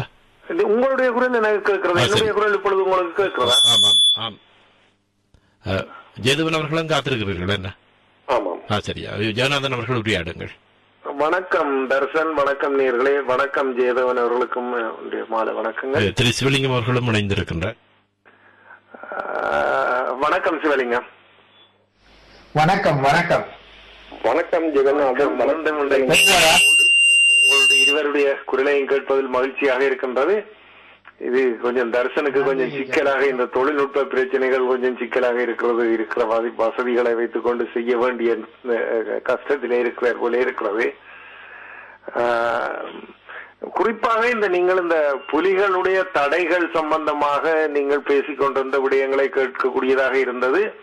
இந்த பிரித்தானியா, பிரான்ஸ் போன்றவைகளிலே உள்ள சட்டங்கள், இந்த பயங்கரவாத தடை சட்டத்தினுடைய தாக்கங்கள் அல்லது அவைகளுடைய அந்த வரி ஏய்ப்பு அல்லது இவைகள் சம்பந்தமாக கூட எந்த அளவுக்கு இந்த சட்டங்களை அவர்கள் பாவிக்கலாம் என்றதுகளை பற்றி குறிப்பிட்டிருந்தீர்கள். ஆனால் ஜெர்மனியை பொறுத்த வரையில் இந்த வரி ஏய்ப்பு என்கிறது மிகவும் மிகவும் சிக்கலான விடயம். உங்களுக்கு தெரியும், இந்த பிரபலமான டென்னிஸ் வீரர்களான போரிஸ் பெக்கர், ஸ்டெஃபி கிராஃப் என்று சொல்லி அவருடைய தந்தையார் போன்றவர்கள் எல்லாம் கூட இந்த வரி ஏய்ப்பு பிரச்சனையிலே எந்த அளவுக்கு மாட்டுப்பட்டார்கள். ஏனென்றால் இந்த வருடம் நாங்களாக குறைந்த 2 வருடத்துக்குள் சாதாரணமான தொழிலாளர்கள் கூட தங்களுடைய வரியை இங்கு அந்த கணக்குகளை அவர்களுக்கு சமர்ப்பித்து, இங்க பினான்ஸ் என்று கூறப்படுற அல்லது இந்த வருமான வரி திணைக்களத்துக்கு அதனை செலுத்த வேண்டிய அந்த விதிமுறைகள் இங்கே மிகவும் கடுமையாக அமுல்படுத்தப்படுகிறது. ஆகவே இந்த விடயங்களில் ஏனைய நாடுகளோடு ஒப்பிடும் பொழுது இந்த சட்ட ரீதியாக நாங்களாக இந்த வரியை அல்லது வருமானத்தை வெளிப்படுத்துறதுன்றதை விட அவர்களே அதுக்கான விவரங்கள் எல்லாவற்றையும் வைத்துக் கொண்டு அந்த வருடம் அந்த வருமான வரியை செலுத்துறதுக்கான நடவடிக்கைகளை மேற்கொள்ள வேணும் என்றது இங்குள்ள விதி என்றபடியால் இதுல சில நாங்கள் கேட்டிருந்த விடயம், அதாவது ஒரு பயங்கரவாத அமைப்பினுடைய பிரதிநிதியாகவோ அல்லது அதனுடைய ஆதரவாளரோ சந்தேகிக்கப்படுகின்றவர், அவருக்கு இந்த சட்டத்தினால் வரக்கூடிய பாதிப்புகள், சட்டத்தினால் வரக்கூடிய பாதிப்புகள் என்பது இவர்கள் இப்ப இந்த பெருமளவுக்கு விடுதலை புலிகளுடைய சொத்துக்கள் இங்கு தொழில் ரீதியாக இங்கு முதலீடு செய்யப்பட்டிருக்கிறதாக எனக்கு தெரியவில்லை, நான் அறிந்த வரையில. ஆனால் வீடுகள் போன்றவைகள் அவர்கள் தனிநபர்களுடைய பேரில் வாங்குவதன் மூலம் அவர்கள் ஒரு வேலை செய்கிறவர்கள் குறைந்த அளவுக்கு கொஞ்சம் வட்டி அல்லது மற்றும் ஏனைய நண்பர்களிடமிருந்து கடன் பெற்றது போன்ற இதை காட்டி அந்த ரீதியில் சில நடவடிக்கைகளை மேற்கொண்டிருக்கிறார்கள் என்றபடியால் அதில் இருந்து அவர்கள் தப்பித்துக் கொள்ளக்கூடிய வாய்ப்பு இருக்கின்றது. ஆனால் தொடர்ச்சியாக இப்பொழுது சமீபத்திலும் கூட பேர்லின்ல நடந்த வழக்குகளிலே நீங்க குறிப்பிட்டிருந்தீர்கள், பெரிய அளவுக்கு இந்த செய்திகளை அவர்கள் வெளிப்படுத்துவதில்லை. ஆனால் கடந்த காலங்களில் இந்த நிதி கட்டாயப்படுத்தி சேகரித்ததுன்றதுக்காக அவர்கள் பெற்றிருக்கிறார்கள், வரிசையாக தொடர்ந்து தண்டனை பெற்றிருக்கிறார்கள். இப்பொழுதும் பலர் இங்கு சிறையில் இருக்கிறார்கள், சிறை தண்டனை பெற்றிருக்கிறார்கள் என்றவர்கள் அறியக்கூடியதாக இருக்கிறதாகவே இந்த சொத்துகள் என்ற ரீதியில் ஜெர்மனியை பொறுத்த வரையில் பெரிய அளவுக்கு முதலீடுகள், அதாவது வியாபார நிறுவனங்களாகவோ அவைகளாகவோ இங்கு முதலீடு செய்ததாக இல்லை. ஏனென்றால் இந்த தமிழ் கடைகள் என்ற ரீதியில் சில வியாபார நிறுவனங்கள் செய்தவைகள் இப்பொழுது அவைகள் பெரிய வருமானத்தை பெறவில்லை என்று அது இப்பொழுது அந்த கடந்த காலத்தில் புலிகளுடைய முக்கிய ஆதரவாளர்களாக இருந்த சிலர் அதனை தொடர்ந்து நடத்தி கொண்டிருக்கிற நிலைமைகளை தான் நாங்கள் காணக்கூடியதாக இருக்கிறது. ஆனால் இந்த பயங்கரவாத தடை சட்டம் என்ற அல்லது பயங்கரவாத சட்டம் என்கிறது இங்கு ஏனையவர்களுக்கு எதிராக இப்பொழுது அந்த அடிப்படைவாதிகள் அல்லது இந்த ISI போன்ற இந்த அமைப்புகளோடு தொடர்புடையவர்கள் என்ற ரீதியில் மிக மிக தீவிரமாக கண்காணிக்கப்படுகிறதும், அதை விட அந்த அமைப்புகளுடன் தொடர்புடையவர்கள் என்ற ரீதியில் கைது செய்யப்படுகிறது. ஏனைய நாடுகளை விட ஜெர்மனியில அது இன்னும் தீவிரமாக அவர்கள் செய்கிறார்கள். அதாவது அந்த அவர்களோடு தொடர்பில் இருந்தவர்கள் அல்லது அவர்களுக்கு உதவி செய்தவர்கள் என்ற ரீதியில் இப்பொழுது மிக தீவிரமான கண்காணிப்புகள் ஈடுபடுகிறார்கள். அப்படியான ரீதியில் அவர்களுடைய நிதி அதுகள் களவாக அல்லது வேறு வழிகளில் வந்து இந்த உண்டியல் போன்றவைகள் அல்லது இந்த என்னென்று சொல்லுவார்கள் ஹவாலா முறையில் அனுப்பப்படுகிற விவரங்கள் இவைகள் என்றதுக்காக அவர்களுடைய சகலதும் வந்து அது எத்தனை வருடங்களாக இருந்தாலும் சரி, அது 20 வருடம் 30 வருடமாக இருந்தாலும் சரி, அது கழனிகளுக்கு கூடாக இருந்தாலும் சரி, அல்லது வேறு எல்லா விதத்திலும் வந்து அவைகள் எல்லாவற்றையும் கண்டுபிடித்து அதனை எந்த காலத்தில் எதனை செய்தாலும் வந்து சட்ட ரீதியாக அணுகுவதற்கான அந்த உரிமையும் இந்த சட்டத்தின் மூலம் அவர்களுக்கு எடுக்கிறதுக்கு இருக்கிறது. அதன் மூலம் இந்த பெருமளவுக்கு இந்த பிரச்சனையிலே அவர்கள் தலையிடுகிறதையும் நாங்கள் காணக்கூடியதாக இருக்கிறது. ஆகவே ஜெர்மனியை பொறுத்தவரையில் நான் நினைக்கின்றேன் வந்து ஏனைய ஐரோப்பிய நாடுகளை விட இந்த பயங்கரவாத சட்டத்தை வந்து அமுல்படுத்துகிறது அல்லது அதை கண்காணிக்கிறதுல வந்து மிக தீவிரமாக செயல்பட்டு கொண்டிருக்கிற தன்மைகளை காணக்கூடிய இருக்கிறது. அதன் காரணமாக பல விடயங்களை வந்து அவர்கள் தடுத்து அல்லது இந்த ஏனைய இடங்களில் நடக்கிற குண்டுவெடிப்புகளோ அல்லது வேறு துப்பாக்கி சூட்டு சம்பவங்கள் போன்றவைகளை தடுக்கிறதிலே ஓரளவுக்கு அவர்கள் வெற்றி கண்டிருக்கிறார்கள் என்றுதான் கூற வேண்டும். சமீபத்திலே வந்து இப்பொழுது 6 மாதம் அல்லது 8 மாதங்களுக்கு முன்னர் ஒரு நீதி வந்தது. இந்த அதுவும் நான் இருக்கிற பகுதி ஸ்டுட்கார்ட் பகுதியிலே வந்து இந்த ட்ரோன் என்று கூறப்படுகிற ஒரு சாதனத்தை வந்து அவர்கள் தயாரித்த என்று சொல்லி அந்த இப்பொழுது அந்த விமானத்திலே பறக்க விட்டு அந்த அவற்றை வந்து வடிவமைப்பதற்கான நடவடிக்கைகளை மேற்கொண்டார்கள் என்ற ரீதியில கூட சிலர் கைது செய்யப்பட்ட சம்பவங்களை காணக்கூடிய இருக்கிறது. ஆகவே இது இந்த நாட்டிலே அந்த அத்தகைய நிலை ஒன்று உருவாகி கொண்டிருக்கிறது என்றது அல்லது உருவாக்கப்பட்டிருக்கிறது என்றதை வந்து நாங்கள் புரிந்து கொள்ள வேணும். அதே நேரத்தில் தடை சம்பந்தமாக கூறப்பட்ட விடயங்கள் ஜெயதவனும் மற்ற துரட்னவர்களும் வந்து எழுதிய விடயங்களை பார்க்கும் பொழுது நான் சுருக்கமாக அவர்கள் கூறியதை விட மேலதிகமாக பெரிய அளவுக்கு அந்த விவரங்கள் கூறுவதற்கு இதுக்கு கூறிவிட்டார்கள். ஆகவே ஆனால் இந்த முக்கியமாக இந்த சமீப காலங்களில் வந்து நடந்த கொலைகள் போன்ற விடயங்கள் கூட இந்திய வந்து இந்த ஜெர்மன் உளவுத்துறையினர் வந்து இவைகள் எல்லாவற்றையும் கூட அவர்கள் கொடுத்திருக்கிறார்கள். என்னவென்றால் இவர்கள் வந்து தாங்கள் ஒரு பயங்கரவாத நடவடிக்கைகளுக்கு துணை போகிறவர்களாகவும் அந்த ரீதியில் வந்து இவர்கள் தங்களுக்குள் இருக்கிற பிணக்குகளை வந்து பிசிக்கலாக அதாவது சரீர ரீதியாக மற்றவர்களை அச்சுறுத்துகிறது அல்லது மற்றவர்களை கொலை செய்கிற அளவுக்கு வந்து இவர்களுடைய நடவடிக்கைகள் வந்து அமைகிறது என்றதுக்கு ஆதாரமாக வந்து இந்த பிரான்ஸ் நடந்த கொலைகள் இதுகள் எல்லாத்தையும் வந்து இங்க ஜெர்மனியில இந்த புலிகள் சம்பந்தமாக கொடுக்கப்பட்ட அல்லது தயாரிக்கப்பட்ட பட்டியலில் வந்து அவைகள் உடன் இடம் பெற்றிருக்கிறதாக நான் சட்டத்தரணியருடன் கதைத்த பொழுது அவர் குறிப்பிட்ட இந்த இதை தொடர்ந்து தடை செய்கிறதுக்கான ஆதாரங்களாக அவர்கள் கொடுத்திருக்கிறார்கள் என்று சொல்லி. ஆகவே இந்த விடயங்கள் வந்து அதாவது இங்கே உள்ள ஜனநாயக நடைமுறைகள் பிரச்சனைகளை வந்து பேசி தீர்த்து கொள்ளுகிறது. அந்த ஜனநாயக வரம்புகளுக்கு உட்பட்டு அவைகளை தீர்த்து கொள்வதற்கு அப்பால் சென்று தங்களுடைய பிரச்சனைகள் நாடுகளை வந்து ஆயுத ரீதியாக அச்சுறுத்தல் ரீதியாக வந்து தீர்த்து கொள்ளுகிறதுக்கான பயங்கரமான நடவடிக்கைகளில் வந்து இந்த நாடுகளில் வாழுகிற புலிகளுடைய முக்கிய உறுப்பினர்கள் வந்து ஈடுபடுகிறார்கள் என்றதை அவர்கள் அதையும் அதே நேரத்தில் வந்து கடந்த காலத்தில் வந்து இங்க அந்த மடகாஸ்கர்ல இருந்து ஒருவர் கைது செய்யப்பட்டு இங்கு கொண்டு வரப்பட்ட விடயங்கள் இவர்கள் அந்த நிதி பட்டுவாடாக்கள் வந்து வேறு நாடுகளுக்கு கூடாக செய்கிறார்கள். அதுகளை கட்டாயப்படுத்தி எல்லாம் அவர்கள் அதை பெற்றுக் கொள்ளுகிறார்கள்.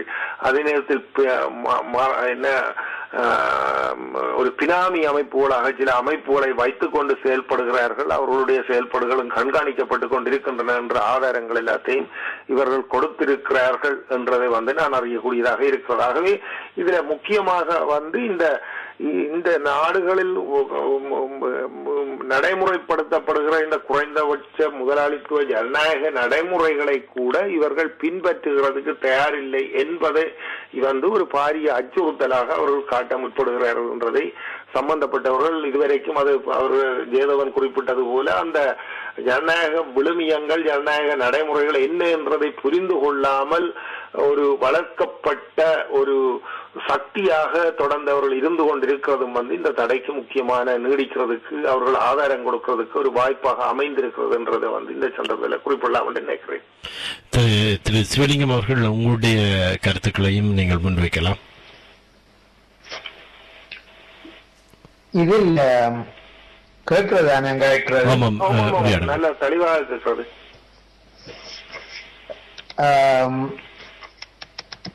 இதில் மிக முக்கியமானது இந்த நீங்கள் விடுதலை புலிகள் அமைப்பை தடை செய்தது தொடர்பாக தான் கேட்கிறீர்கள் நினைக்கிறேன். அப்படித்தானோ? ஆமாம். மீண்டும் அந்த தடை ஏன் அவசியமாகின்றது? அந்த தடை ஐரோப்பிய ஒன்றியத்தை பொறுத்தவரையில் ஏன் விடுதலை புலிகள் இல்லாத பட்சத்திலும் அந்த தடை ஏன் அவர்களுக்கு தேவையாக இருக்கிறது?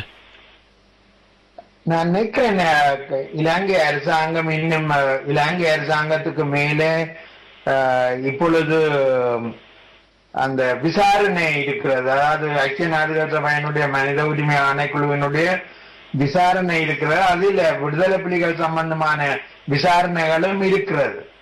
எனவே இந்த விசாரணைகள் இன்னும் முற்றுப்பெறாத சூழலில் எவ்வாறு விடுதலை புலிகளினுடைய செயற்பாட்டை அவர்கள் செயற்பட அனுமதிப்பது இது மிக முக்கியமானது. விடுதலை புலிகளுடைய முக்கியஸ்தர்கள் பலர் தொடர்பான குற்றச்சாட்டுகள் ஒருவேளை வெளிவரக்கூடும்.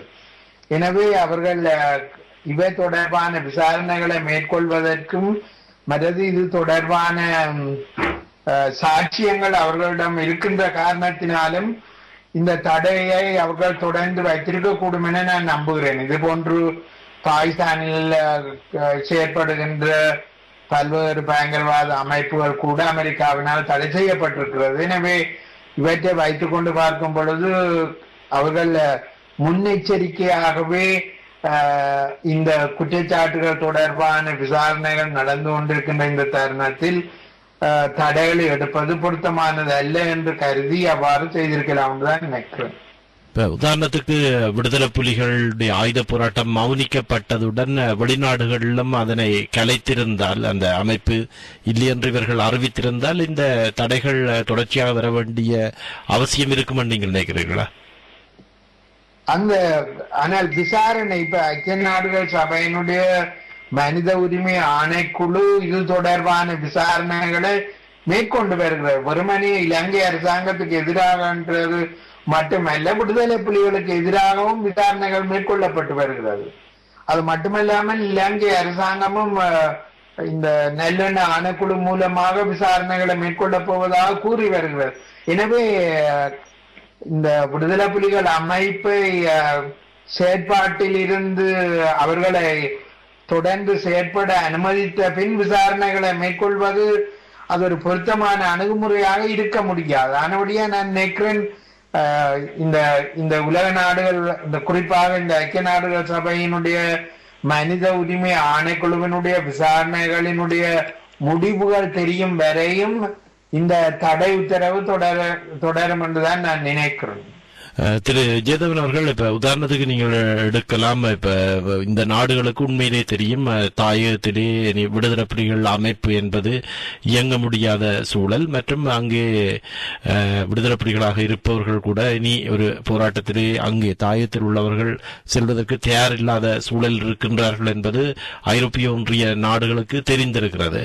அவ்வாறு தெரிந்த பட்சத்திலும் இந்த தடையை அவர்கள் மீள கொண்டு வந்தது வெளிநாட்டில் உள்ள தமிழர்களை தடுப்பதற்காகவா, அல்லது விடுதலை புலிகளுடைய ஆதரவாக தொடர்ந்து இயங்குவதை தடுப்பதற்காகவா, அல்லது தாயத்தில் தான் இன்னொரு சந்தர்ப்பத்திலே ஒரு போராட்டம் ஒன்று வெடிக்காமல் இருக்கக்கூடிய வகையிலே இந்த தடையை கொண்டு வந்திருப்பதாக பார்க்கிறீர்களா?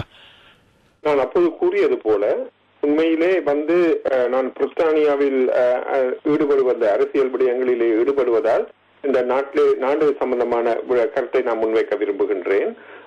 இந்த வெளிநாட்டு வெளியுறவு அமைச்சுடனோ மற்றது முக்கிய அரசாங்க பிரதிநிதிகளை சந்திக்கும் பொழுது என்ன தெளிவாக தெரிகின்றது என்றால், ஒரு மட்டுப்படுத்தப்பட்ட ஒரு அரசியல் தான் முன்வைக்கப்படுகின்றது. அரசியலும் பார்க்க கருத்துக்கள் தான் முன்வைக்கப்படுகின்றது. அதுவும் பரந்த, நான் அப்போது கூறியது போல பரந்த விளக்கங்களையோ பரந்த பிரதிநிதித்துவத்தையோ அந்த சந்தர்ப்பங்களிலே நாங்கள் பார்க்க முடியாமல் இருக்குது. காரணம் என்னென்றால், அந்த விடுதலை புலிகளின் வடிவம் தொடர்ந்தும் இருக்கின்றது. அந்த வடிவம் மற்ற ஜனநாயக சக்திகளை உள்வாங்க முடியாமல் தடுத்து கொண்டு இருக்கின்றது. அவ்வாறு அப்படி முன்வரும் பொழுது அதை தடுப்பதற்கான முயற்சிகள் நடக்கின்றது. அல்லது அவர்கள் அப்படி வந்தால் தாங்கள் வராமல் ஒரு ஒரு பக்கமாக நிற்கும் நிலை ஒன்று உருவாகின்றது. இது நான் உண்மையிலே விவகார அமைச்சுடன் கதைத்த பொழுது அவர்களுக்கு திட்ட தெளிவாக தெரிகின்றது இவர்களின் நிலைப்பாடு. அதாவது ஒரு கன்ஸ்ட்ரெயின் மைண்ட்ல தான் அவர்கள் வேலை செய்கின்றார்கள், ஒரு மட்டுப்படுத்தலில் தான் அவர்கள் வேலை செய்கிறார்கள் என்று அவர்களுக்கு தெரிகின்றது.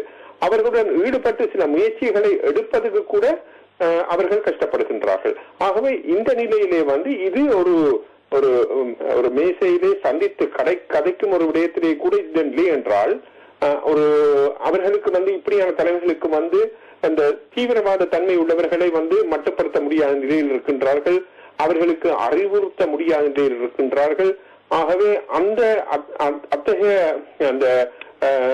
அந்த குழப்பதாரிகள் கூட எவ்வளவு தூரத்துக்கு அவர்கள் மேலும் வளரப் போகிறார்களோ தெரியாது. இவர்களின் கருத்தின்படி பார்த்தீர்கள் வருடங்கள் அவர்களின் தொகை குறைந்து கொண்டு தான் வருகின்றது என்று கூறுகின்றார்கள்.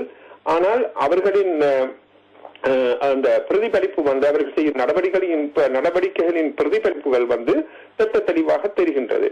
ஆகவே மற்றது அரசாங்கத்தை பொறுத்தவரை பிரித்தானிய அரசாங்கத்தின் இன்டெலிஜென்ஸ் இலங்கை அரசாங்கம் போன்றது இல்லை. அவர்கள் தனித மரபு பற்றியோ ஒரு அமைப்பு பற்றியோ பலவிதமான இன்டெலிஜென்ஸை எடுத்து வைத்து தொடர்பு துண்டிக்கப்பட்டிருக்கிறது.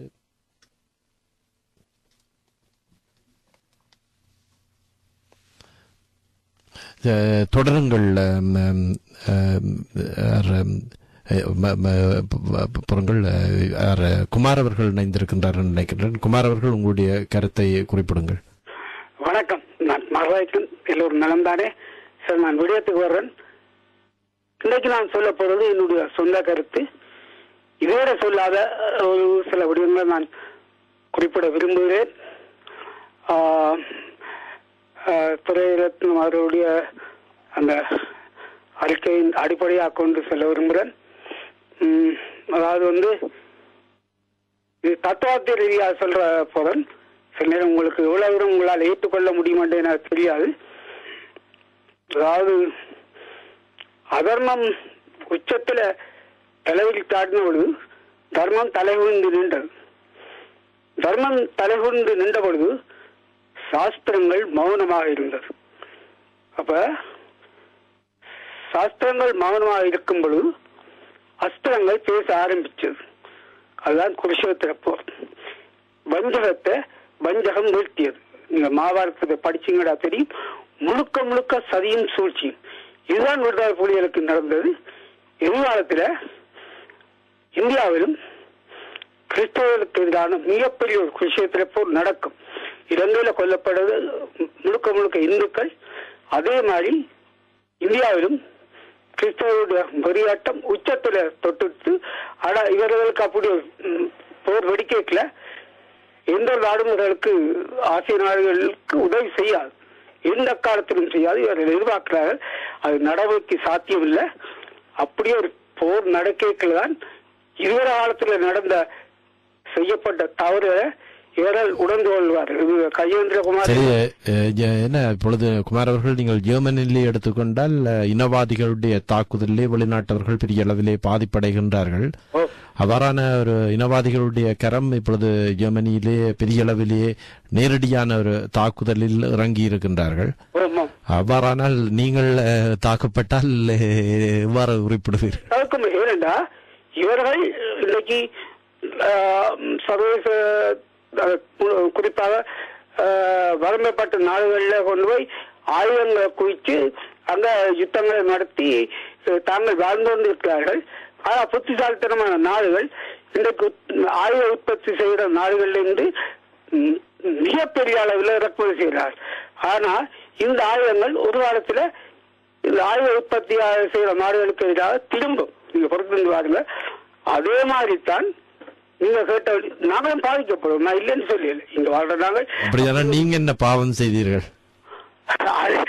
நான் பாவம் செய்தது அக்கார சண்டை நான் கிடைக்கின்றேன். சரியா? ஆள் செய்தாலும் தவறுதான்.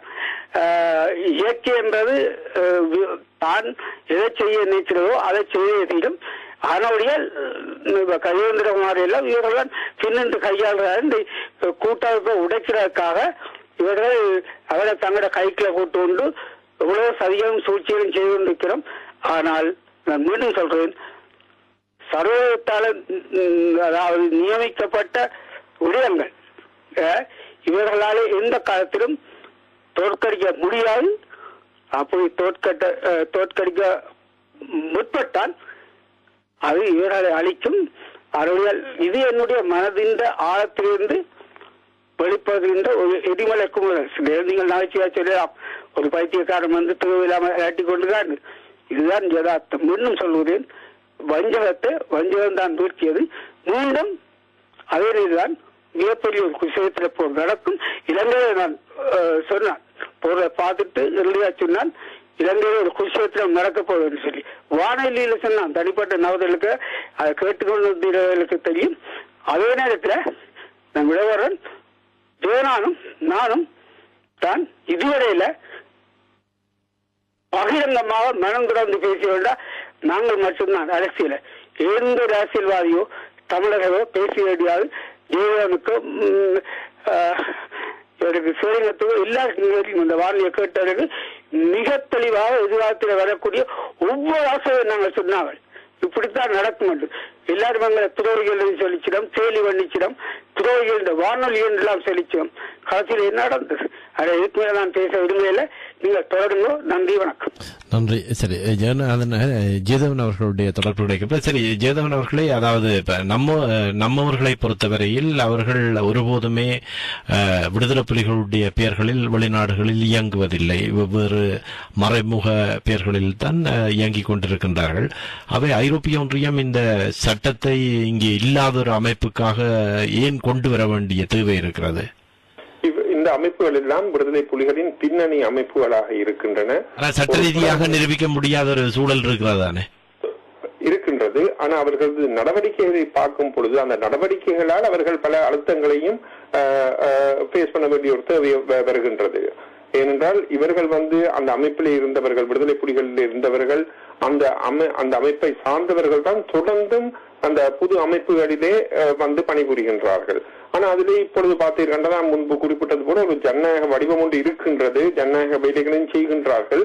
அதற்கு புறம்பாக பலவிதமான அந்த முரண்பாடான வேலைகளை செய்கின்றார்கள். அது பல பிரச்சனைகளையுமே உருவாக்குகின்றது. இது ஒரு காலத்திலே பிரச்சனையை கொடுக்கலாம் நினைக்கின்றேன். ஆனால் எவ்வளவு கொஞ்சம் காலம் இருந்து பார்க்க வேண்டியிருக்கு. விடுதலை புலிகள் போன பிறகு சரியான மாற்றங்கள் வந்துள்ளன. அந்த மாற்றங்களை இன்னொரு விடயத்தை அவதானிக்கலாம். தேசிய தலைவரோடு அருகிலேயே இறுதி வரை யுத்தத்தில் இருந்தவர்கள் நீங்கள் சொன்ன கருத்தோடு ஒத்து போகின்றார்கள்.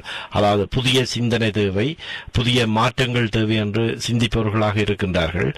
ஆனால் விடுதலை புலிகள் இல்லாத காலத்திலும் இந்த தடைகளுக்கு காரணமாக இருக்கக்கூடிய வேலை திட்டங்களை செய்பவர்கள் என்று நீங்கள் பார்க்கின்ற போது அவர்களுக்கும் விடுதலை புலிகளுக்கும் எந்த விதமான நேரடி தொடர்பும் இல்லாதவர்கள், அல்லது கிட்டத்தட்ட ஒரு 20-30 வருடங்களுக்கு முன்னர் விடுதலை புலிகள் அமைப்பிலே பிரதித்துவப்படுத்தி அல்லது ஒரு சாதாரண போராளியாக இருந்துவிட்டு ஒருவருக்கும் சொல்லாமல் ஓடி வந்தவர்கள் தான் இவ்வாறு தொடர்ந்தும் விடுதலை புலிகளுடைய பெயரை பாவிக்க முற்படுகின்றார்கள்.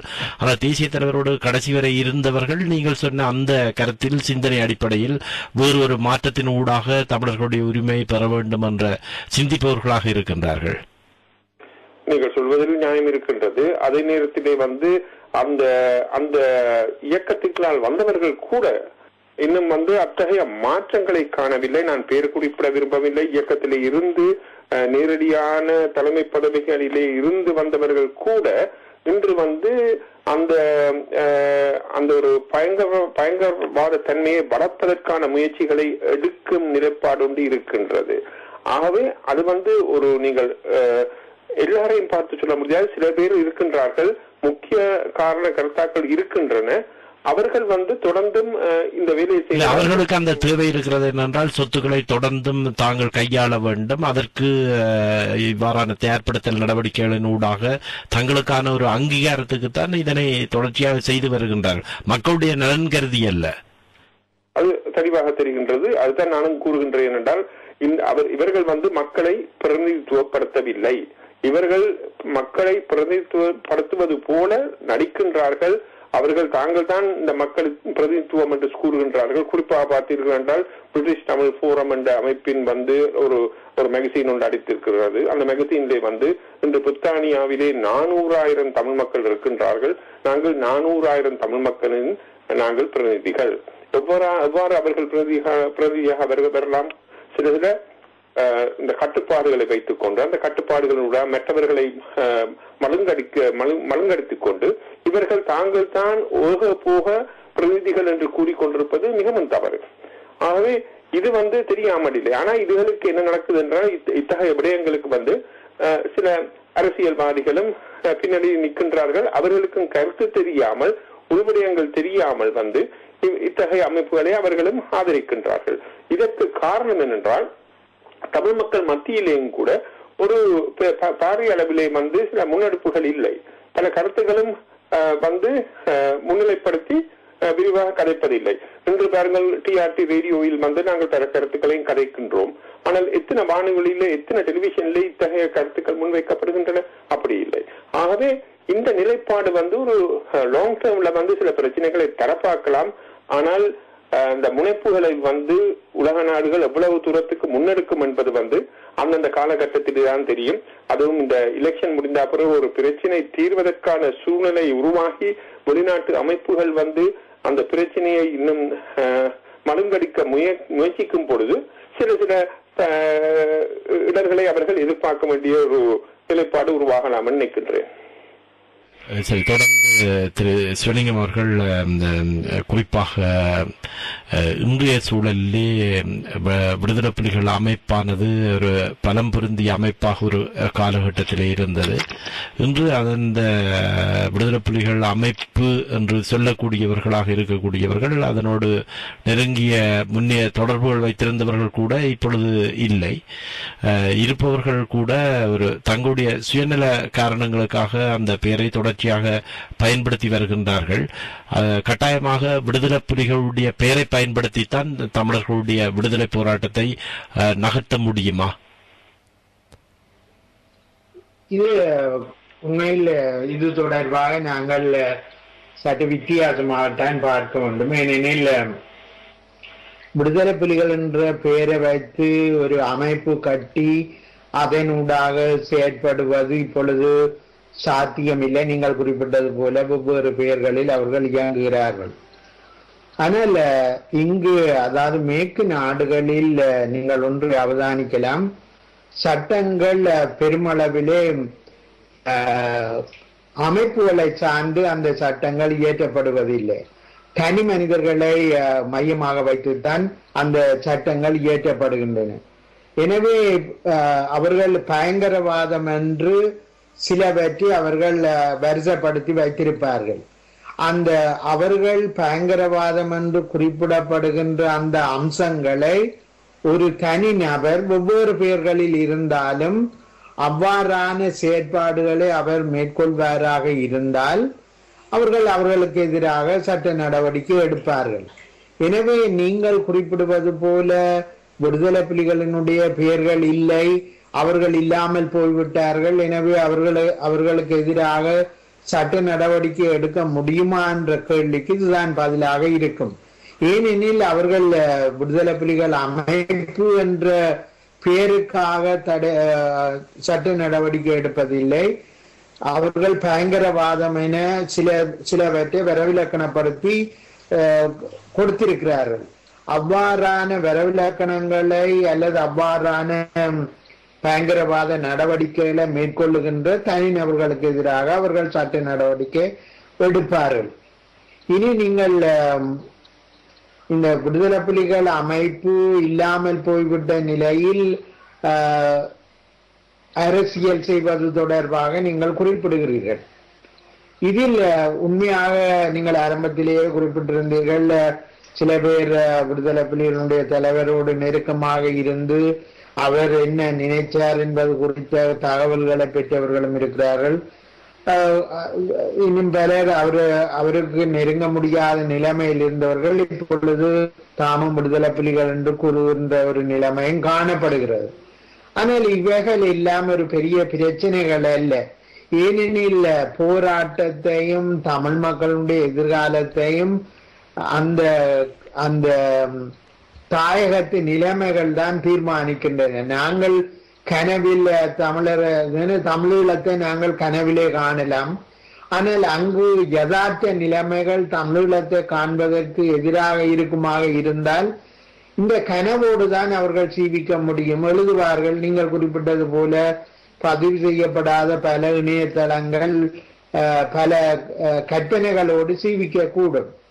ஆனால் இவைகள் எல்லாவற்றையும் நாங்கள் பெரிய அதாவது ஒரு நாங்கள் சில வேளை தவறுகளை விடுறது போலவும் எனக்கு தெரிகிறது. அதாவது இல்லாத ஒன்றை நாங்கள் பிரமையாக நாங்கள் அது பற்றி பல மணி நேரங்களை அதற்காக செலவழிக்கிறது கூட சில வேளை அவர்கள் விரித்த விலையில் நாங்கள் விழுந்து விட்டோமோ என்கின்ற சந்தேகமும் பார்க்கிறது.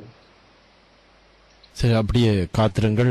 ஜீவன் அவர்கள் நினைக்கின்றேன், அவர் நீண்ட நேரமாக காத்திருக்கின்றார். ஜீவன் அவர்கள் உங்களுடைய கருத்துக்களை குறிப்பிடுங்கள். 3 நிமிஷம் எடுத்துக்கொள்றான். முதல்ல குறிப்பிட்ட இந்த அடிப்படை கருத்துக்களின் அடிப்படையில் நான் ஜெர்மனை பொறுத்தவரையில சொத்துக்கள் சம்பந்தமான விஷயத்தை சொல்லியிருந்தீங்கள். ஆனா பிரான்ஸை பொறுத்தவரையில அதிகமான சொத்துக்கள் விடுதலை புலிகளின் சொத்துக்கள் வந்து தனியார் மயப்படுத்தப்பட்டு தனியார்களை இப்ப ஆண்டு கொண்டிருக்கிறார்கள் என்பது வந்து இந்த முக்கியமான கருத்து. அது நீங்கள் குறிப்பிட்ட கருத்துக்காண்டிதான் சொல்லியிருந்தேன். 2வது, புலம்பெயர்ந்த அமைப்புகள் அதில் இருப்பவர்கள் இன்றும் தங்களை விடுதலை புலிகளின் தலைவர்களாகத்தான் தங்களை அறிமுகப்படுத்திக் கொள்கிறார்கள். பல இடங்களில் பல அமைப்புகள் தங்களுக்குள் முரண்பட்டவர்களாக இந்த அமைப்புகளில் இருக்கிறார்களே தங்களுக்குள்ள முரண்பட்ட கருத்துக்களை கொண்டிருக்கிறது 2வது பாயிண்ட். பணம் சார்ந்த அமைப்புகளாக மட்டும்தான் அதை தங்களை புலப்படுத்தி மெட்டாக்களுக்கு, அதாவது வந்து அந்த ரோட்ல போற தமிழ் அமைப்புகள்ல இருக்கிறார்கள் தங்களை ஃப்ரீயாக்களாயும் இந்த எங்களை போல ஆட்களை வந்து ஒன்றும் தெரியாத ஆட்கள் மாதிரி எங்களோட வந்து கலைக்கக்கூடிய ஒரு நிலைமை இன்றைக்கும் இந்த பரிசுலால் ஷாப்பல் மக்கதை புசினியா எவ்ரிவேயா இந்த இடங்கள்ல இதை பார்க்க முடியுது என்று சொன்னா இதை வந்து தாங்கள்லாம் விடுதலை புலிகள். அடுத்த பக்கத்துல பார்க்க டிஎன்ஏ தங்களுக்குள்ளேயும் ஒற்றுமையற்ற தன்மையையும் கருத்தொற்றுமையற்ற கொள்கைகளையும் அவைக்குள்ளே தாங்களே உருவாகி டிஎன்ஏ பொறுத்தவரை எல்லாருமே படிப்பறிவு உள்ளாக்கலாம். அதை கூட ஒரு குழப்பம் மேல அதையும் ஒரு முடிவு எடுத்து வச்சிருக்கணும். இதுக்கு அடிப்படை காரணம் வந்து நீங்களே புரிந்து கொள்வீர்கள். இன்னொரு பக்கத்தால பார்க்க இந்த புலம்பெயர்ந்த செயற்பாடுகள் இருக்கின்ற விடுதலை புலிகள் வந்து இந்த விடுதலை புலிகளுக்கான தடையை வந்து உருவாக்கியது இந்த விடுதலை புலிகளில் இருக்கிற அமைப்புகள் தான். அவர்கள் இந்த தேர்தலால தான் அவர்களை தேர்தலாலதான் விடுதலை புலிகளுக்கு இங்க விடுதலை புலிகளே இல்லை, இலங்கையில வெளிநாட்டிலையும் இல்லை. ஆனா இவையாலதான் இந்த விடுதலை புலிக்கான தடை வந்து இந்த வரைக்கும் மாறாம தொடர்ந்து நடந்து கொண்டிருக்கு. இதுதான் எந்த ஒரு ஆதங்கமான கருத்து. எங்களுக்குள்ள இருக்கிற ஒற்றுமையா செல்லக்கூடிய ஒரு அமைப்பு கூட விடுதலை புலி என்று சில தமிழன் என்று சொல்லக்கூடிய அமைப்பு கூட எங்கள்கிட்ட இல்லை. இதுதான் மனவருத்தத்தோடு சொல்லக்கூடிய மறைமுகமாக வந்து இந்த இருக்கின்ற இந்த அமைப்புகள் வந்து மறைமுகமாக இலங்கை அரசோட வந்து நேரடி தொடர்பை வச்சு கொண்டு இங்க வெளிநாட்டுல இருக்கிற ஆட்களுக்கு வந்து ஒரு பூஜாண்டி காட்டி கொண்டிருக்கிற மாதிரி தான் இருக்குது. இதுலதான் எந்த கருத்து. நன்றி, வணக்கம். சரி, ஜெகநாதன் அவர்களிடம் உரையாடிவிட்டு பின்னர் ஜேதுவன் அவர்களிடம் செல்லலாம். இந்த குடிநீர் பிரச்சனை தொடர்பாக யாழ்ப்பாணத்தில் ஜெகநாதன் அவர்களே, அதாவது குறிப்பாக இந்த பயங்கரவாத தடை சட்டம் மன்னிக்க வேண்டும், இந்த விடுதலை புலிகளுடைய பயங்கரவாத அமைப்பாக ஐரோப்பிய ஒன்றியம் கொண்டு வந்திருக்கின்ற இந்த சட்டம் உண்மையிலேயே பிரயோகிக்கப்படுமானால், அது அதனுடைய ஆதரவு அமைப்புகளுக்கு நாங்கள் பங்களிப்பது அல்லது அதனோடு தொடர்புகளை வைத்திருப்பது போன்ற விடயங்கள் ஒரு காலகட்டத்திலே அதை கண்காணிப்பதன் ஊடாக நடவடிக்கை எடுக்க முற்படுவார்களானால் அதனால் வரக்கூடிய விளைவுகள் தொடர்பாக தமிழ் மக்கள் புலம்பெயர்ந்து வாழ்பவர்கள் விழிப்புணர்ச்சி உடையவர்களாக இருக்கின்றார்களா? உண்மையிலே இப்பொழுது அந்த சட்டங்கள் எழுதாத சட்டங்களாக இருக்கின்றன. ஒரு காலகட்டத்திலே நீங்கள் சொன்ன மாதிரியாக ஜெர்மனியோ அல்லது வேறு நாடுகளோ அந்த சட்டங்களை சரியான முறையில் பயன்படுத்த முற்பட்டால் அதனால் ஏற்படக்கூடிய பாதிப்புகள் தொடர்பாக நம்மவர்கள் விழிப்புணர்ச்சி உடையவர்களாக இருக்கிறார்களா? இல்ல இதுல வந்து விழிப்புணர்ச்சி உடையவர்களாக என்று ஆனால் ஒரு அச்சம் ஒன்று ஓரளவுக்கு பொதுவாக உருவாகி இருக்கிறத நாங்கள் பார்க்கக்கூடியதாக இருக்கிறது. ஏனென்றால் இந்த ஜெர்மனியை பொறுத்த வரையில் வந்து ஏனைய நாடுகளை விட எனக்கு மற்ற பிரான்ஸ்ல அதுகள்ல கூடுதலாக செய்யறது மாதிரி இங்க வந்து இந்த குறிப்பிட்ட ஒரு ஒரு ஒரு ஒரு வீடுகள்லயோ அல்லது சில ஒரு அறைக்குள்ளே தான் அந்த கடந்த காலத்திலே அஞ்சலி செலுத்துற நிகழ்வுகள் போன்றவைகள் நடத்தப்படுகின்றனவே தவிர ஒரு பகிரங்கமான அளவுக்கு ஒரு பெரிய பாரிய போராட்டங்கள் அதுகள் வந்து புலிகளின் சார்பிலே இங்கே செய்கிறதாக தெரியவில்லை. இப்ப இங்கிலாந்துல அதுகள்ல நடக்கிறது மாதிரியான அந்த ஆர்ப்பாட்டங்கள் அதுகளுக்கான வாய்ப்புகள் மிக குறைவு. ஏனென்றால் இலங்கையிலிருந்து இந்த பெரிய அரசியல் தலைவர்கள் ஜெர்மனிக்கு வருகிறது அல்லது வரும் பொழுது வருகிறதுன்றது குறைவு. குறிப்பாக அவர்கள் இங்கிலாந்து போன்ற நாடுகளுக்கு தானே அந்த தொடர்புகள் காமன்வெல்த் என்ற ரீதியிலேயும் பொருளாதார ரீதியான தொடர்புகளும் அரசியல் ரீதியான தொடர்புகளும் இங்கிலாந்து நாட்டை மையப்படுத்தி இருக்கின்றமையால வந்து அது இயற்கையாகவே இருக்கிறதுக்கு காரணம் வந்து அந்த அவருடைய வர்த்தக தொடர்புகள் கடந்த காலத்துல வந்து இலங்கை ஒரு குடியேற்ற நாடாக இங்கிலாந்தினுடைய கொலனியாக இருந்த ரீதியில இருக்கிறபடியால் இங்கே அந்த போராட்ட நடவடிக்கைகள் வந்து மிக மிக குறைவாகத்தான் இருக்கிறது அந்த பகிரங்கமான ரீதியில.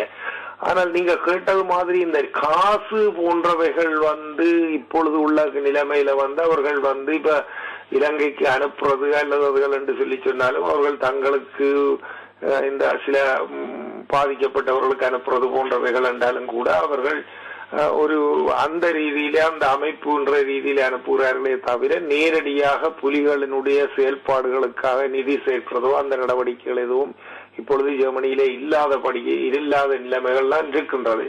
ஆகவே இது கொஞ்சம் பொறுத்துத்தான் பார்க்க வேண்டும். இவர்களுடைய நடவடிக்கைகள் வந்து எதிர்காலத்தில் எந்த அளவுக்கு தீவிரமாக இதுல செயல்படுவார்களா அல்லது தொடர்ந்து இதே மாதிரியான போக்கில போய்கொண்டிருக்க போகிறதான்றதை நாங்க பொறுத்திருந்தான் பார்க்க வேண்டும். ஆனால் ஒன்று நிச்சயமாக தெரிகிறது என்னென்றால் ஜெர்மனியை பொறுத்த வரையில் வந்து நான் அவதானிக்கக்கூடிய விடயமாக இங்கு அவர்களுடைய நடவடிக்கைகள் வந்து அல்லது அதில் ஈர்க்கப்படுகிற சக்திகள் அல்லது மக்களை ஈர்க்கிற நிலைமைகள் வந்து அருகி கொண்டு செல்லுகிற நிலைமைகள் வந்து இங்க உருவாகி கொண்டிருக்கிறது.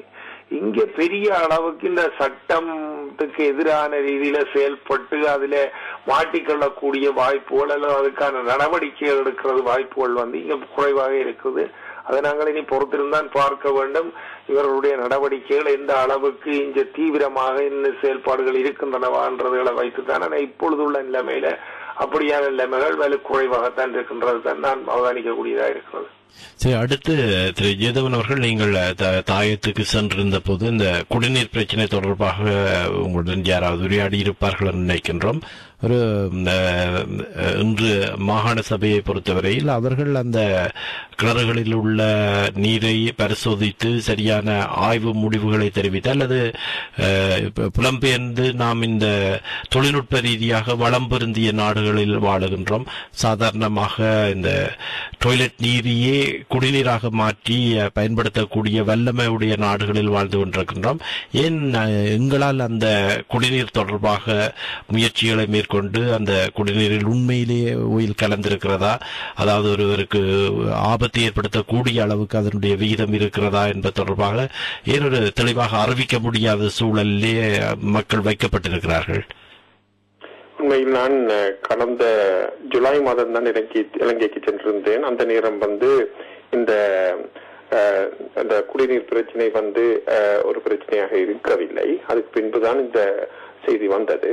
ஆனால் இது சம்பந்தமான செய்திகள் படித்த போதும் இது சம்பந்தமான பிரதித்துவத்தை அறிந்து கொண்ட அளவிலே வந்து ஒரு ஆர்வம் இருக்கின்றது மக்கள் மத்தியிலே, வந்து தமிழ் மக்கள் மத்தியிலே ஒரு ஆர்வம் இருக்கின்றது. அதுவும் குறிப்பாக புலம்பெயர்ந்த மக்கள் மத்தியிலே சில பேர் சில தனி முயற்சிகள் எடுக்கும், தனிப்பட்ட முறையிலேயும் சில முயற்சிகள் எடுக்கின்றார்கள் என்றும் தெரிகின்றது. குறிப்பாக நான் பிரசிடென்ட் மஹிந்த ராஜபக்சவையிலே மைத்ரிபால சிறிநாயக்காவை சந்தித்த பொழுது ஒரு குழுவாகத்தான் சந்தித்தோம். சிலர் வந்து நீங்கள் சொன்ன கருத்து போல அந்த அவ்வாறு அந்த பழுதடைந்த நீரை வந்து எவ்வாறு சுத்திகரிப்பது சம்பந்தமான அந்த தொழில்நுட்ப ரீதியான சில முயற்சிகளை எடுப்பதற்கு தங்களுக்கு தெரிந்த விடயத்தையும் தாங்கள் எவ்வாறு செய்யலாம் என்பதையும் பிரசிடென்ட்டுக்கே சொல்லி அதுக்குரிய வழிமுறைகளை செய்து தாங்கோடு கூட கேட்டார்கள். ஆகவே அந்த ஆர்வம் இருக்கின்றது. சில பேர் முயற்சிகள் எடுத்து செய்கின்றார்கள் என்ற ஒரு எண்ணம் இருக்கின்றது என்றால் அந்த விழிப்புணர்வு ஒன்று தெளிவாக இருக்கின்றது மக்கள் மத்தியிலே. இப்ப அதனை வைத்து ஒரு அரசியல் அங்கு நடத்தப்படுகிறது. இப்ப மாகாண சபையை பொறுத்தவரையில் அவர்களுக்கு ஒரு கடமை இருக்கிறது. மிக விரைவாக வெளிநாடுகளிடம் உதவியை கேட்டால் கூட அவர்கள் அந்த குடிநீர் பிரச்சனையிலே விரைவாக தலையிட்டு அதில் உண்மையிலேயே இப்ப அந்த மக்களுக்கு தெரியவில்லை, உண்மையிலேயே அந்த கலந்திருக்கின்ற விகிதம் உடல்நலத்துக்கு கேடா இல்லையா என்பது கூட தெரியாதவர்களாக இருக்கின்றார்கள். ஏன்னா இவ்வளவு காலமாக விரைவான ஒரு நடவடிக்கை எடுக்க முடியாத சூழலிலே தமிழர்கள் இருக்கிறார்கள். இது உண்மையிலே அங்க மாகாண சபை கூட இப்பொழுது ஒரு வருடமாக இயங்கி வருகின்றது. அவர்களும் ஒரு ஆரம்ப கட்டத்தில் தான் இருக்கின்றார்கள். அவர்களுக்கே பல இடர்களையும் சந்தித்துக் கொண்டு போகும் ஒரு நிலையில் தான் இருக்கின்றார்கள். அந்த மாகாண சபைக்கு கூட வெளியில இருந்து வெளிநாடுகளில் இருந்து வருமானங்களை எடுத்து, அதாவது அந்த நிதியை எடுத்து பல முயற்சிகளை செய்யும் அதிகாரம் இருக்கின்றது. அந்த அரசியல் காரணமாக மஹிந்த ராஜபக்சவின் ஆட்சி காலத்தில் இருந்த அரசியல் காரணமாகவும் அதை தொடர்ந்து அவர்கள் எதிர்கொள்ளும் அந்த பின்னடைவுகள், சில பின்னடைவுகள் இருக்கத்தான் செய்கின்றது. அவர்களுக்கும் அந்த அளவுக்கு அந்த தொழில்நுட்ப திறனோ அல்லது அறிவு சார்ந்த நிலையோ அதை தொடர்ந்து மேற்கொண்டு போற அளவுக்கு அந்த தைரியம் இருக்கின்றதுன்றது கூட எங்களுக்கு தெரியவில்லை. இது ஒரு பெரிய முயற்சியாக இருக்கின்றது. ஒரு கோஆர்டினேஷன் தேவையாக இருக்கின்றது. அதை புலம்பெயர்ந்த மக்கள் உண்மையிலே அதை பார்க்கின்றார்கள். அதிலே தங்களது பங்களிப்பால் எதுவும் செய்யலாம் என்று அது சார்ந்தவர்கள். ஆனால் அதை அங்கிருக்கும் இலங்கை அரசாங்கத்தின் ஊடாக மாகாண சபை சில முயற்சிகளை எடுக்க வேண்டிய தேவை இருக்கின்றது என்பதை நான் கூற விரும்புகின்றேன். உதாரணத்துக்கு நீங்கள் எடுப்பீர்களானால் கோத்தபா ராஜபக்ச அவர்களுடைய காலத்திலே தமிழர்களை பொருளாதார ரீதியிலே அவர்களை வளமுடையவர்களாக வரவிடாமலும் அவர்களுடைய வளர்ச்சிகளை கல்வி ரீதியாகவும் அனைத்து ரீதியிலும் தடுக்கக்கூடிய வகைகளிலே அவருடைய திட்டமிடல் நடவடிக்கைகள் இருந்தது. குறிப்பாக யாழ்ப்பாணத்திலே போதைப்பொருள் வியாபாரம் போன்றவற்றை எல்லாம் செய்பவர்களாக இராணுவத்தினுடைய உதவி இல்லாமல் அங்கே போதைப்பொருள் விற்பனைகள் எல்லாம் நடந்ததாக இல்லை.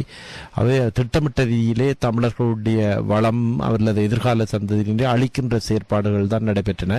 இந்த நீர் குறிப்பாக வடபகுதியை பொறுத்தவரையில் சாப்பாடு இல்லாவிட்டாலும் அந்த நீரை குடித்து வாழலாம் என்று கூட சொல்வார்கள்.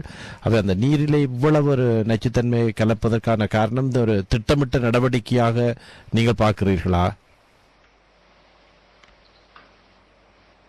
இதில் நான் நினைக்கிறேன், இதை நாங்கள் அரசியலாக்குறது எவ்வளவு தூரம் சரியானது என்று தெரியவில்லை.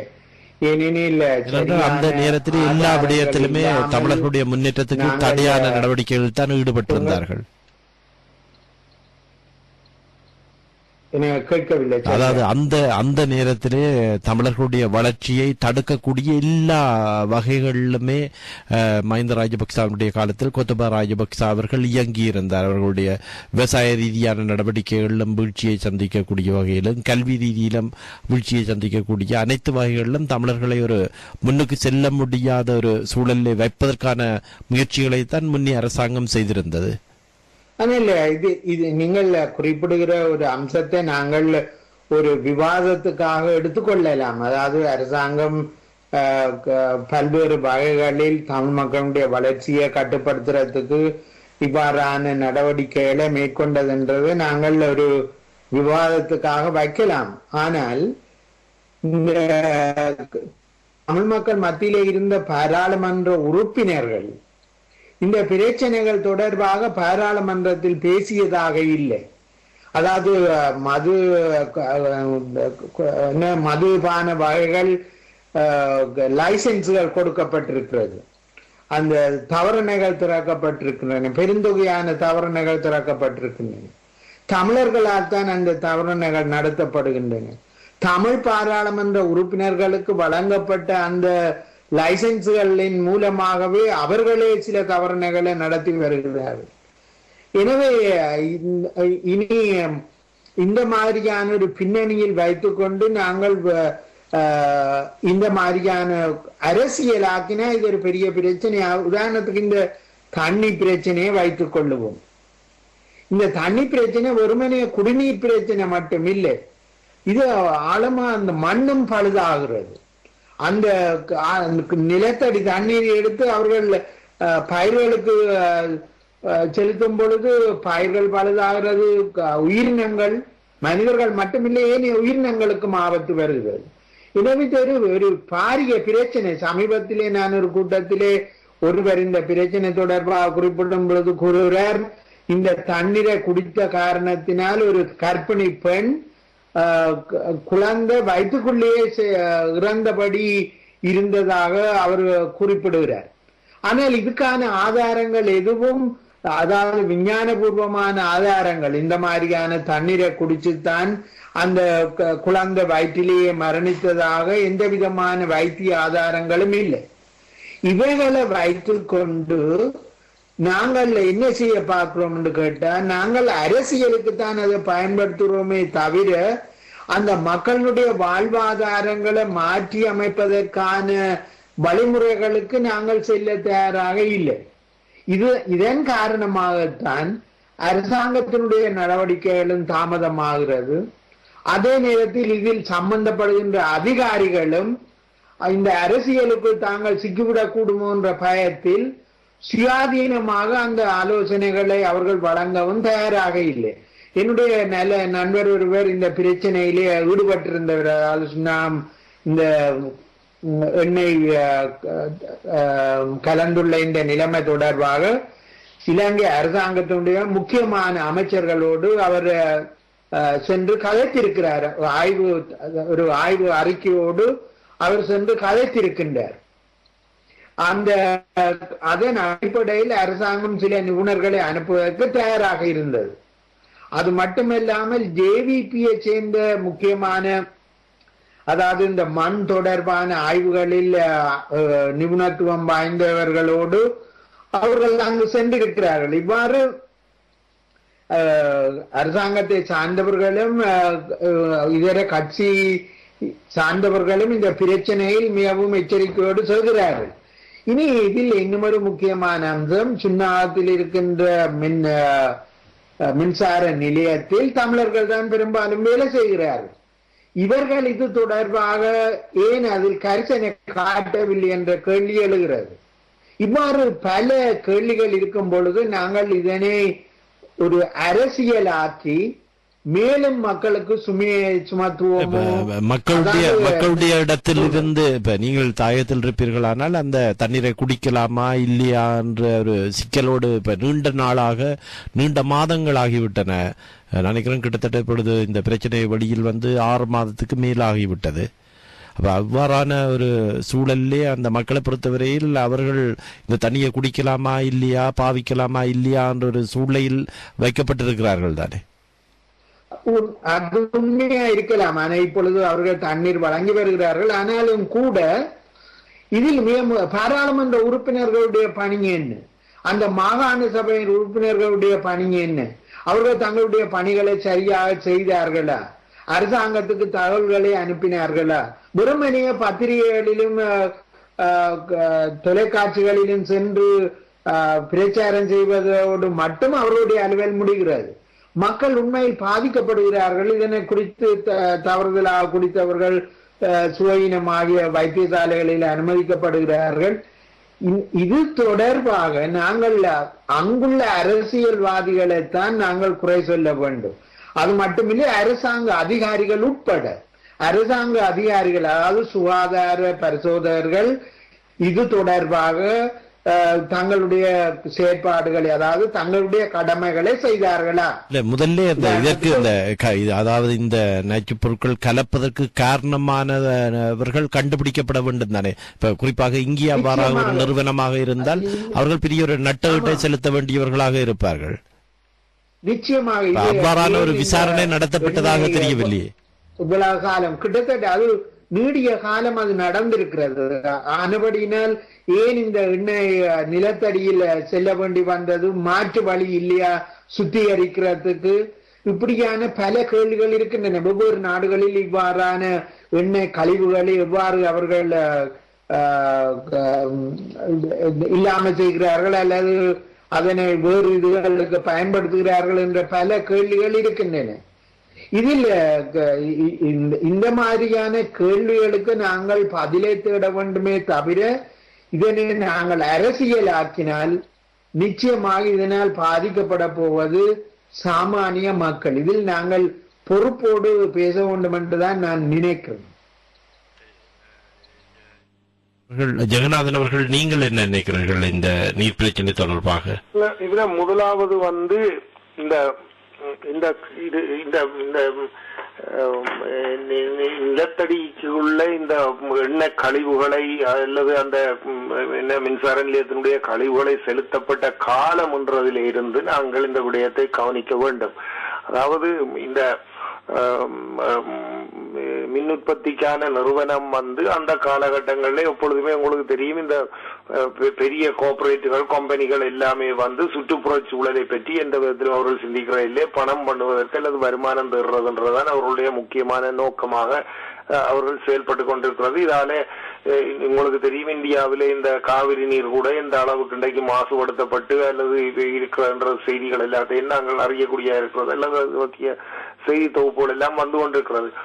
ஆகவே இந்த காலகட்டம் அதி உச்சமான ஒரு யுத்த காலகட்டங்களிலே இந்த பிரச்சனை நடந்திருக்கிறது. ஆகவே அந்த காலகட்டங்களிலே மக்கள் அன்றாடம் தங்களுடைய வாழ்க்கையை கையில பிடித்துக் கொண்டு உயிரை கையில பிடித்துக் கொண்டு வாழுகிற நிலைமையிலே இதை பற்றிய சிந்தனை அல்லது இது இப்படியான பிரச்சனை ஒன்று உருவாகிறதுன்றதை பற்றிய சிந்தனைக்கு செலுத்துகிறதுக்கான வாய்ப்புகளும் அந்த காலகட்டங்களில் குறைவு. ஆனால் இப்பொழுது அந்த அமைதியான சூழல் உருவாகி தங்களுடைய வாழ்க்கையை மீள கட்டி எழுப்புவதற்கான விவசாயம் போன்றவைகளிலே எல்லாம் ஈடுபடுகிறதுக்கான நடவடிக்கைகளை மேற்கொள்ளுகிற நிலைமையிலே மக்கள் மீள தங்களுடைய அந்த பிரதேசங்களில் இருந்த தங்களுடைய வாழ்க்கையை தேடுகிற நிலைமையில இந்த பிரச்சனை ஒரு பூதாகாரமான பிரச்சனையாக உருவாகி இருக்கிறது. இந்த பிரச்சனைக்கு சம்பந்தமாக சட்ட ரீதியாக முதல் என்னென்ன நடவடிக்கைகளை மேற்கொள்ள வேண்டும் என்றதுக்கு ஒரு சட்ட நிபுணர், இதுதான் இந்த தமிழ் அரசியல் ரீதியாக அரசியல் தலைவர்கள் இந்த தமிழ் தேசியம் இரண்டு தேசம் ஒரு நாடு என்றதுக்காக அறிக்கைகளை விட்டு கொண்டிருக்கிறவர்கள் இந்த ஆரோக்கியமான அரசியல் ரீதியாக இந்த பிரச்சனையை எப்படி முன்னெடுக்கிறதுன்றதுக்காக இந்த அளவுக்கு கவனத்தை செலுத்துகிறார்கள் என்கிறது ஒரு முக்கியமாக நாங்க பார்க்க வேண்டும்.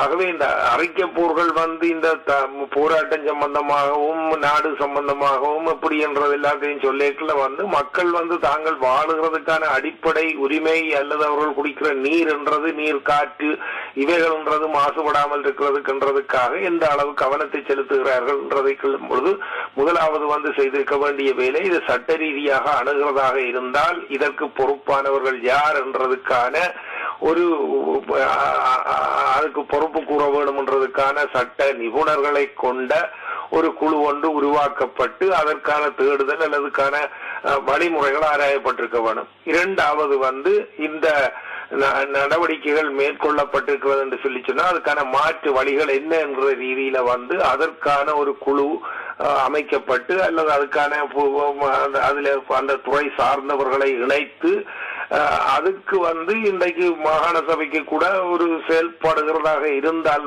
அவர்கள் இன்றைக்கு பல வெளிநாட்டு பிரதிநிதிகள் போய்கொண்டிருக்கிறார்கள். ஆகவே இது இந்த யுத்தத்தின் காரணத்தாலே இதையே ஒரு குற்றச்சாட்டாக வேணும் என்றாலும் கூட கூறலாம். அதாவது எங்களுடைய மக்களை இவ்வளவு பாதிப்படையக்கூடிய அளவுக்கு இந்த அரசாங்கம் அக்கறை இல்லாமல் இருக்கிறதுன்றதுக்கு வேணுமென்றா இதை கூறுறதுக்கு கூட ஒரு வாய்ப்பை உருவாக்கலாம், அது உண்மையும் கூட.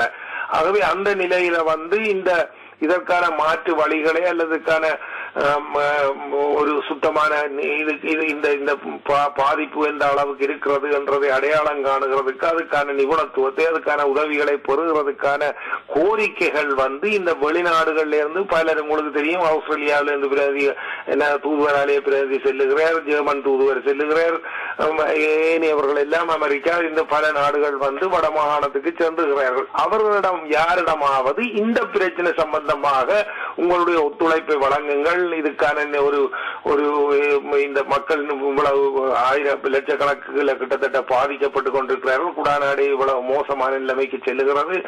ஆகவே இதுக்கு மாற்றான ரீதியிலே இதுக்கு மாற்றீடு செய்யக்கூடியதாக அல்லது இந்த தாக்கத்தை இல்லாமல் செய்யறதுக்கான ஒரு வழிவகைகளை உருவாக்குகிறதுக்கு வந்து எங்களுக்கு ஒத்துழைப்பு வழங்குங்கள் என்ற கோரிக்கை வந்து இதுவரைக்கும் இந்த யாராவது ஒரு அரசியல் தலைவர்களாலே அல்லது மாகாண சபையால முன்வைக்கப்பட்டிருக்காங்க. இதை நான் மேலும் குற்றம் சாட்டுறதுக்காக அல்லது அவர்களுடைய ஆகவே வந்து இங்க வந்து என்ன அங்க முன்னிலைப்படுத்தப்படுகிறது என்று சொல்லி சொன்னால் தங்களுடைய தனி நபர்களுடைய அரசியல் லாபம் தான் அங்க முன்னிலைப்படுத்தப்படுகிறதே ஒழிய அரசியலுக்கு அப்பாற்பட்டு இதனை சிந்தித்து இந்த வெளிநாட்டிலிருந்து செல்லுகிற அல்லது இந்த இலங்கை மீள்குடியேற்றம் இவைகள் பற்றியெல்லாம் நாங்கள் பேசுகிற நிலைமையில வந்து இதையும் ஒரு முக்கியமான கோரிக்கையாக முன்வைத்தால் ஏதாவது ஒரு நாடு இது சம்பந்தமாக தன்னுடைய ஒத்துழைப்பை வழங்குகிறதுக்கு கட்டாயம் தயாராக அல்லது அதுக்கான வழியை உருவாக்குகிறதுக்கு யாராவது பல நாடுகளின் பிரதிநிதிகளிடம் நாங்கள் கேட்கும் பொழுது அதற்கான ஒரு வழி ஒன்றை ஏற்படுத்துறதுக்கு சுலபமாக இருக்கும் அல்லது முயற்சி செய்து பார்க்கலாம். அதே போல வந்து இந்த சர்வதேச ரீதியாக வெளிநாடுகளில் உள்ள துறை சார்ந்த நிபுணர்கள் வந்து இந்த இலங்கைக்கு வந்து இந்த பிரச்சனையை பார்த்து இதுக்கான வழிகளை ஏதாவது மாற்று வழிகளை உருவாக்குறதுக்கு ஒத்துழைப்பு வழங்க வேணும் என்ற ரீதியில கூட இதுவரைக்கும் ஏதாவது கோரிக்கைகள் முன்வைக்கப்பட்டிருக்கு. அங்க உள்ள மக்களின் சார்பாக குரல் கொடுக்கிறவர்கள் நாங்கள் இங்க இருந்து வேதனைப்படுகிறோம், அந்த மக்கள் பாதிக்கப்படுகிறார்கள் என்று சொல்லி நாங்கள் இந்த இவ்வளவு தூரத்துக்கு எல்லாரும் பேசிக்கொண்டிருக்கிறோம்.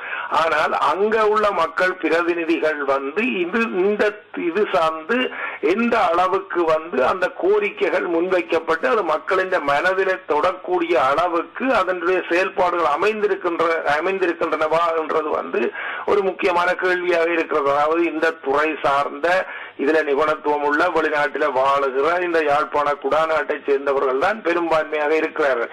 அவர்கள் இதுக்கான ஒத்துழைப்பை வழங்க வேண்டும். அதற்கான ஒத்துழைப்பை வழங்குறதுக்கான வழிகளை நாங்கள் எப்படி உருவாக்கலாம் என்றதுக்கான ஒரு செயல் திட்டத்தை உருவாக்குறதுக்கு வந்து ஏதாவது ஒரு வழிகள் உருவாக்கப்பட்டதா? சில வேளையில நாங்கள் இதை பேசுகிறதன் மூலம் இனியாவது கேட்டு நிறைவாக ஜெயதேவன் அவர்களிடம் கேட்கலாம். ஜெயதேவன் அவர்கள், ஒரு அமைப்பு ரீதியாக நீங்கள் இயங்குகின்றீர்கள்.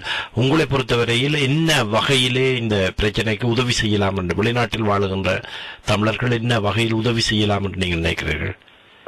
இது வந்து உண்மையிலே அங்கு ஆர்வம் இருக்கின்றது, மக்கள் மத்தியில் ஆர்வம் இருக்கின்றது. இது சம்பந்தமாக உதவி செய்ய வேண்டும் என்பதிலே வந்து இதிலே நிபுணத்துவம் பெற்றவர்கள் குறிப்பாக நான் ஒரு சிலரை சந்தித்த பொழுது அந்த ஆர்வம் இருக்கின்றது.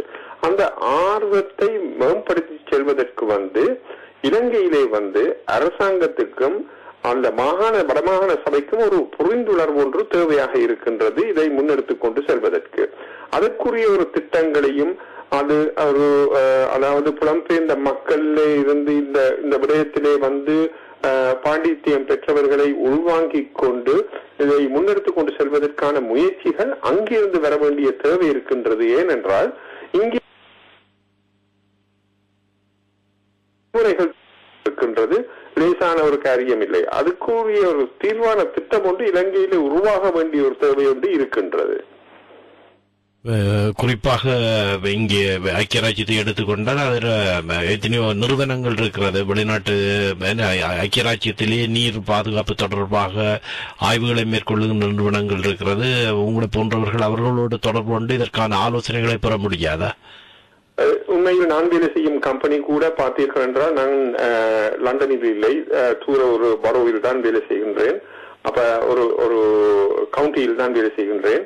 அப்ப அங்கு பார்த்தீர்கள் என்றால் உண்மையிலே இத்தகைய வழிமுறைகளை வைத்துக் கொண்டு அந்த நீரை எவ்வாறு பாதுகாப்பது, அந்த அழுக்கு நீரை எவ்வாறு சுத்திகரிப்பது, அதற்கான கம்பெனிகள் இருக்கின்றன. அந்த கம்பெனிகள் அந்த அழுக்கு நீரை கொண்டு போய் எவ்வாறு சுத்திகரிக்கின்றன, இது சம்பந்தமான வேலைகளை எமது தமிழ் மக்கள் கூட இப்படியான கம்பெனியில இருந்து வேலை செய்திருக்கின்றார்கள். அதில் வேலை செய்தவர்கள் கூட படித்தவர்கள், நல்ல அறிவுள்ளவர்கள், அவர்களுக்கெல்லாம் இந்த அனுபவங்கள் இருக்கின்றது. அவர்களின் அனுபவங்கள் வந்து உண்மையிலே அங்கு பிரதித்துவப்படுத்த வேண்டிய ஒரு தேவை இருக்கின்றது. அதை நாங்கள் டிரான்ஸ்லேட் பண்ண வேண்டிய ஒரு தேவை ஒன்று இருக்கின்றது. அதற்குத்தான் ஒரு முயற்சி ஒன்றும் எடுக்க வேண்டும். இலங்கை அரசாங்கம் இப்பொழுது தான் வந்த அரசாங்கம் அதாவது இந்த பொது தேர்தலுக்கு பின்னாக ஏதாவது பெரிய அளவு மாற்றங்கள் வரும் என்று சாதாரணமான முறையிலே விடயங்கள் நடந்து மாற்றங்கள் வரும் என்றால் அந்த மாற்றத்தின் ஊடாக ஒரு பெரிய இது சம்பந்தமான ஒரு முயற்சிகள் எடுக்க முடியும் என்று நினைக்கின்றேன். இப்போதைக்கு எடுக்க முடியாத தனிநபர்களாக உங்களை போன்ற கோஆர்டினேஷன் ஒன்று தேவையாக இருக்கின்றது. ஏனென்றால் டெக்னாலஜி ஒவ்வொரு இடத்துக்கும் ஒவ்வொரு கண்ட்ரிக்கும் பலவிதமான டெக்னாலஜிஸ் இருக்கின்றது. அதை கோஆர்டினேட் பண்ணி எவ்வாறு செய்வதென்பதற்கு அந்த ஒரு கோஆர்டினேஷன் அங்கிருந்து தேவை இருக்கின்றது. அவர்களுக்கும் வெளிநாட்டில் இருந்து அரசாங்கம் ஒரு அரசாங்கத்தால் செய்யும் பொழுது உண்மையிலே அவர்களுக்கு அந்த ரிசோர்சஸ் கூட இருக்கின்றது. அந்த ரிசோர்சஸ் பண ரீதியும் மாத்திரமில்லை, தொடர்பு ரீதியாகவும் அந்த ரிசோர்சஸ் இருக்கின்றது. அதுக்குரிய ஒரு திட்டத்தையும் ஆராய்ச்சி மூலம் திட்டத்தை வரையறுத்து அதை திட்டத்தின் ஊடாக செய்வதற்கு புலம்பெயர்ந்த மக்களிலிருந்து அந்த அனுபவங்களை உள்வாங்கிக் கொண்டு செய்யக்கூடிய தன்மை இருக்கும் என்றால் அது வரவேற்கத்தக்கதாக இருக்கும். இல்லாவிட்டால் இல்லாட்டி என்னென்றால் ஒவ்வொருத்தரும் ஒரு சிறு சிறு அளவிலே தான் செய்ய போகின்றார்கள். அந்த கோஆர்டினேஷனை உருவாக்குவது மிகவும் கடினமாக இருக்கும். சரி, நாம் தொடர்ந்து மீண்டும் இன்னொரு சந்தர்ப்பத்திலே உரையாடலாம். இந்த நிகழ்ச்சியை தொடர் நிறைவு கொண்டு வருகின்றோம். ஆர்வத்தோடு நீங்களும் நேரத்தை பொருட்படுத்தாது இவ்வளவு நேரமாக கலந்து கொண்டீர்கள். அதே போல ஜீவநாதன் அவர்கள், சிவலிங்கம் அவர்களுக்கும் கேட்டுக்கொண்டிருந்த நேயர்களுக்கும் நன்றிகளை தெரிவித்துக் கொள்கின்றோம். மீண்டும் இன்னொரு சந்தர்ப்பத்தில் சந்திப்போம். நன்றி, வணக்கம். நன்றி, வணக்கம்.